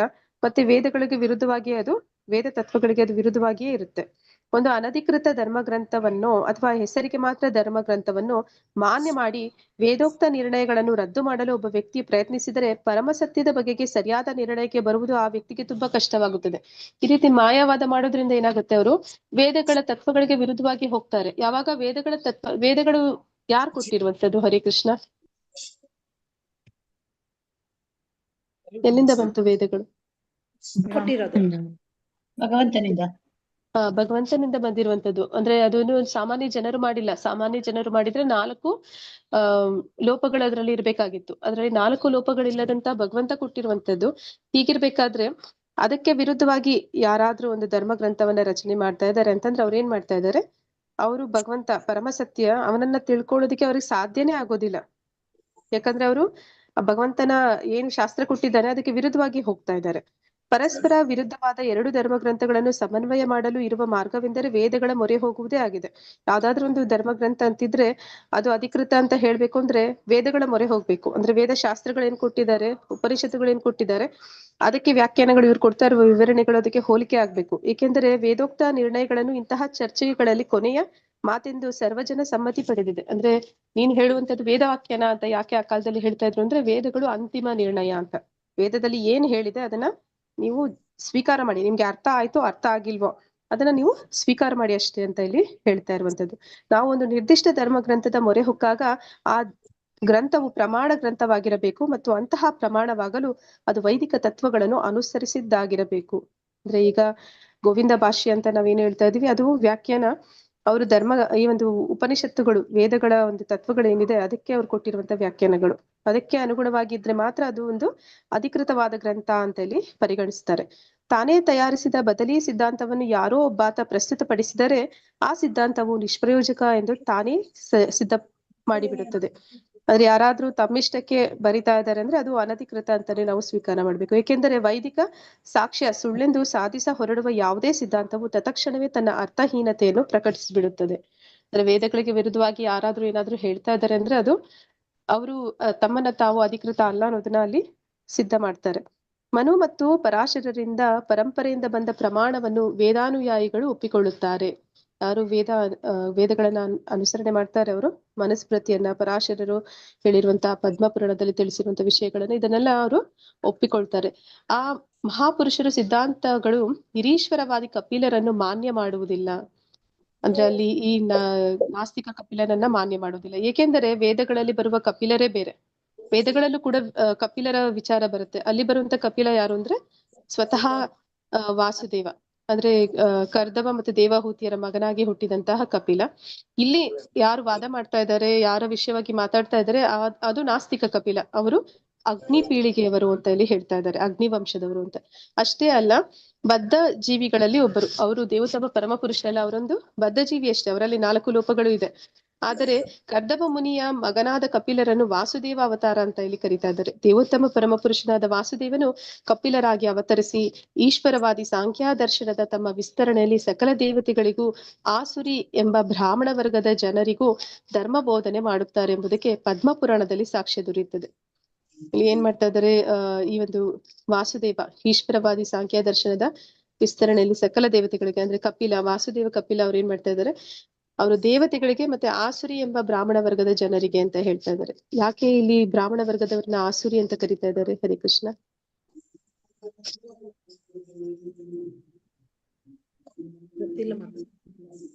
ಅಂದ್ರೆ ಏನಂತ ಹೇಳ್ತಾರೆ ಅಂದ್ರೆ, ಭಗವಂತನಿಂದ ಹತರಾದಂತಹ ಅಸುರರು ಅವರು ಬ್ರಹ್ಮ ಜ್ಯೋತಿಯಲ್ಲಿ ಹೋಗಿರ್ತಾರೆ, ಮತ್ತೆ ಅವ್ರಿಗೆ ಸೆಕೆಂಡ್ ಚಾನ್ಸ್ ಕೊಡೋದಕ್ಕೆ ಬ್ರಾಹ್ಮಣ ಜನ್ಮ ಕೊಡ್ತಾರಂತೆ. ನೆಕ್ಸ್ಟ್ ಅಂತಹ ಬ್ರಾಹ್ಮಣ ವರ್ಗದ ಜನರಿಗೆ ಇಲ್ಲಿ ಧರ್ಮ ಬೋಧನೆ ಮಾಡಿದ್ರು ಅಂತ ಹೇಳಿ ಹೇಳ್ತಾ ಇದ್ದಾರೆ ಪದ್ಮಪುರಾಣದಲ್ಲಿ. ಮತ್ತೆ ಇನ್ನೊಮ್ಮೆ ಹೇಳಿ ಏನಂದ್ರೆ, ಭಗವಂತನಿಂದ ಅಸುರರ ಸಂಹಾರ ಆಗುತ್ತೆ. ಆ ಅಸುರರಿಗೆ ಬ್ರಹ್ಮ ಜ್ಯೋತಿಯಲ್ಲಿ ಅವ್ರಿಗೆ ಲೀನ ಆಗ್ತಾರೆ, ಸಾಹಿತ್ಯ ಮೋಕ್ಷ ಸಿಗುತ್ತೆ. ಮತ್ತೆ ಅವ್ರು ಅಲ್ಲಿಯೇ ಉಳಿಯೋದಿಲ್ಲ, ಅವ್ರು ಮತ್ತೆ ಇನ್ನೊಂದು ಅವ್ರಿಗೆ ಅವಕಾಶ ಸಿಗುತ್ತೆ. ಆಗ ಅವರು ಭೌತಿಕ ಜಗತ್ತಿನಲ್ಲಿ ಬ್ರಾಹ್ಮಣರಾಗಿ ಹುಟ್ಟುತ್ತಾರೆ ಅಂತ. ಶಮಿಕಿ ಋಷಿಯ ಮಗ ಅವನು ಕೂಡ ಇದೇ ಈ ವರ್ಗಕ್ಕೆ ಸೇರ್ತಾನೆ ಅಂತ ಹೇಳ್ತಾರಲ್ಲ, ಶಮಿಕ ಋಷಿಯ ಮಗ. ಶೃಂಗಿನ ಮತ ಹೌದೌದು ಬರುತ್ತೆ ಅಲ್ಲಿ. ಹೌದು, ಶಮಿಕ ಋಷಿ ಮಗ ಅದು ಆಸುರಿ. ನಾಸ್ತಿಕವಾದಿ ಕಪಿಲರ ಸಿದ್ಧಾಂತದಲ್ಲಿ ವೇದೋಕ್ತ ತತ್ವಗಳನ್ನು ಅಲ್ಲಗೆಳೆಯುವ ಅನೇಕ ಉಕ್ತಿಗಳಿವೆ. ಅಂದ್ರೆ ಈ ನಾಸ್ತಿಕ ಸಿದ್ಧಾಂತ ಮಾಡ್ತಾ ಇರುವಂತವನು ಈ ವೇದಗಳ ತತ್ವಗಳಿಗೆ ವಿರುದ್ಧವಾಗಿಯೇ ಹೇಳುವಂತದ್ದು. ನಾಸ್ತಿಕ ಕಪಿಲರು ಕೃಷ್ಣನನ್ನು ದೇವೋತ್ತಮ ಪರಮ ಪುರುಷನೆಂದು ಒಪ್ಪಿಕೊಳ್ಳುವುದಿಲ್ಲ. ಜೀವಿಯ ಪರಮ ಪ್ರಭುವು ಜೀವಿಗಿಂತ ಮೇಲಾದವರು ಯಾರೂ ಇಲ್ಲ ಎಂದು ಸಾಂಖ್ಯದ ಕಪಿಲರು ಹೇಳುತ್ತಾರೆ. ಇವರ ನಾಸ್ತಿಕರು ಏನಂತ ಹೇಳ್ತಾರೆ, ಜೀವಿನೇ ಎಲ್ಲ ಅಂತಾರೆ, ಭಗವಂತನೇ ಇಲ್ಲ ಅಂತ ಹೇಳ್ತಾರೆ. ಬದ್ಧ ಜೀವನ ಹಾಗೂ ಮೋಕ್ಷಿತ ಬದುಕು ಅಂತ 2 ವಿಷಯಗಳ ಬಗ್ಗೆ ಅಲ್ಲಿ ವಿಚಾರ ಹೇಳ್ತಾನೆ. ಒಂದು ಬದ್ಧ ಜೀವನ ಅಂತಂದ್ರೆ ಅವನು ಈ ಒಂದು ಏನಂತ ಹೇಳ್ತಾರೆ, ಆಧ್ಯಾತ್ಮಿಕ ಇವನು ಹೇಳುವಂತ ತತ್ವಗಳನ್ನ ಆಚರಣೆ ಮಾಡದೇ ಇರುವಂತವ್ರು ಬದ್ಧ ಜೀವನ. ಇವನು ಹೇಳುವಂತ ತತ್ವಗಳನ್ನ ಯಾರು ಆಚರಣೆ ಮಾಡ್ತಾರೆ ಅವರು ಮೋಕ್ಷಿತ ಬದುಕನ್ನ ಪಡ್ಕೋತಾರೆ ಅಂತ. ಮತ್ತೆ ಎಂದು ಕರೆಸಿಕೊಳ್ಳುವ ವಿಷಯಗಳ ಬಗೆಗಿನ ಕಪಿಲರ ಗ್ರಹಿಕೆಗಳು ಲೌಕಿಕ ನೆಲೆಯವು. ಅವನು ಅದು ಏನ್ ವಿಚಾರ ಹೇಳ್ತಾ ಇದ್ದಾನೆ ಅದು ಕೂಡ ಆಧ್ಯಾತ್ಮಿಕ ವಿಚಾರ ಅಲ್ಲ, ಅದೆಲ್ಲವೂ ಕೂಡ ಲೌಕಿಕ ನೆಲೆಯಲ್ಲಿ ಇದೆ ಅಂತ. ಅದೇ ಅಲ್ಲದೆ ಚಿರಂಜೀವಿಯಾದ ಕಾಲನ ಪ್ರಾಮುಖ್ಯವನ್ನು ಕಪಿಲರು ನಿರಾಕರಿಸುತ್ತಾರೆ. ಅವನ ಕಾಲದ ಪ್ರಾಮುಖ್ಯತೆಯನ್ನೇ ಹೇಳೋದಿಲ್ಲ. ಈ ಎಲ್ಲ ನಿರುಕ್ತಗಳು ವೇದಾಂತ ಸೂತ್ರಗಳ ತತ್ವಗಳಿಗೆ ವಿರುದ್ಧವಾದವು. ನೀವು ನೀಡುವಂತ ಎಲ್ಲಾ ವಾದಗಳು ಅದು ವೇದ ತತ್ವಗಳಿಗೆ ವಿರುದ್ಧವಾದ್ದು ಆಗಿದೆ. ಹಾಗಾಗಿ ಅಂದ್ರೆ ಇಲ್ಲಿ ಇಷ್ಟೆಲ್ಲ ವಿಷಯ ಹೇಳಿದ್ರ ಮೂಲ ಉದ್ದೇಶ ಏನ್ ಹೇಳಕ್ ಬಂದಿದ್ವು ಅಂತಂದ್ರೆ, ಅದ್ವೈತ ಆಚಾರ್ಯರು ಅವರು ಮೂಲದಲ್ಲಿ ಮಹಾವಿಷ್ಣು ಅವರೇ ಎಲ್ಲ ಒಂದು ಸೃಷ್ಟಿಗೆ ಕಾರಣ ಅಂತ ಹೇಳೋದಕ್ಕೆ. ಹರೇ ಕೃಷ್ಣ. ಮ್ಯೂಟ್ ಮಾಡ್ಕೊಳ್ಳಿ. ಎಂಡ್ ಮಾಡ್ಲಾ ಮಾತಾಜಿ? ಮಾಡಿ ಮಾತಾಜಿ. ಕಾಲಿಂದ ಕಾಲ್ ಬರ್ತದೆ, ಎಲ್ಲಿಯೋ ಮೀಟಿಂಗ್ ಇರ್ಬೇಕು, ಕರೀತಾ ಇದ್ದಾರೆ ಜ್ಯೋತಿಲಕ್ಷ್ಮಿ ಮಾತಾಜಿ. ಕೃಪಾ ಸಿಂಧುಭ್ಯ ಏವ ಚ ಪತಿತನಾಂ ಪಾವನೇಭ್ಯೋ ವೈಷ್ಣವೇಭ್ಯೋ ನಮೋ ನಮಃ. ಅನಂತ ಕೋಟಿ ವೈಷ್ಣವೃಂದ ಕಿ ಜೈ. ನಾಮಾಚಾರಿ ಹರಿದಾಸ್ ಠಾಕೂರ್ ಕಿ ಜೈ. ಇಲ್ಲಿ ಬಂದಿರುವಂತ ಎಲ್ಲ ಭಕ್ತರಿಗೂ ಜೈ. ಧನ್ಯವಾದಗಳು. ಎಲ್ಲರೂ ಕೂಡ ಆಕ್ಟಿವ್ ಆಗಿ ಇವತ್ತು ಪಾರ್ಟಿಸಿಪೇಟ್ ಮಾಡಿದಿರಿ. ಎಲ್ಲರಿಗೂ ತುಂಬಾ ತುಂಬಾ ಧನ್ಯವಾದಗಳು. ಹರೇ ಕೃಷ್ಣ. ಧನ್ಯವಾದಗಳು ಧನ್ಯವಾದಗಳು ಮಾತಾಜಿ. ಧನ್ಯವಾದಗಳು. ಧನ್ಯವಾದಗಳು ಮಾತಾಜಿ.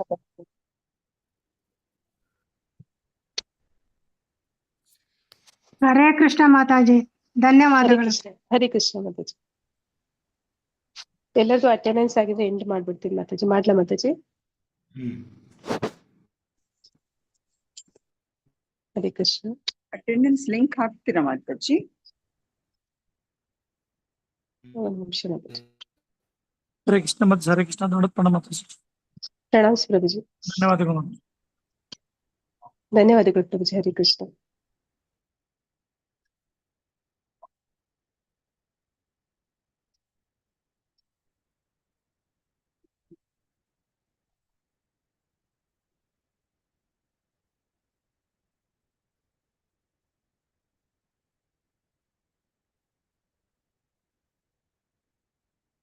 ಹಾಕಿದ್ದೀನಿ ಮಾತಾಜಿ, ಏನ್ ಮಾಡ್ಲಾ?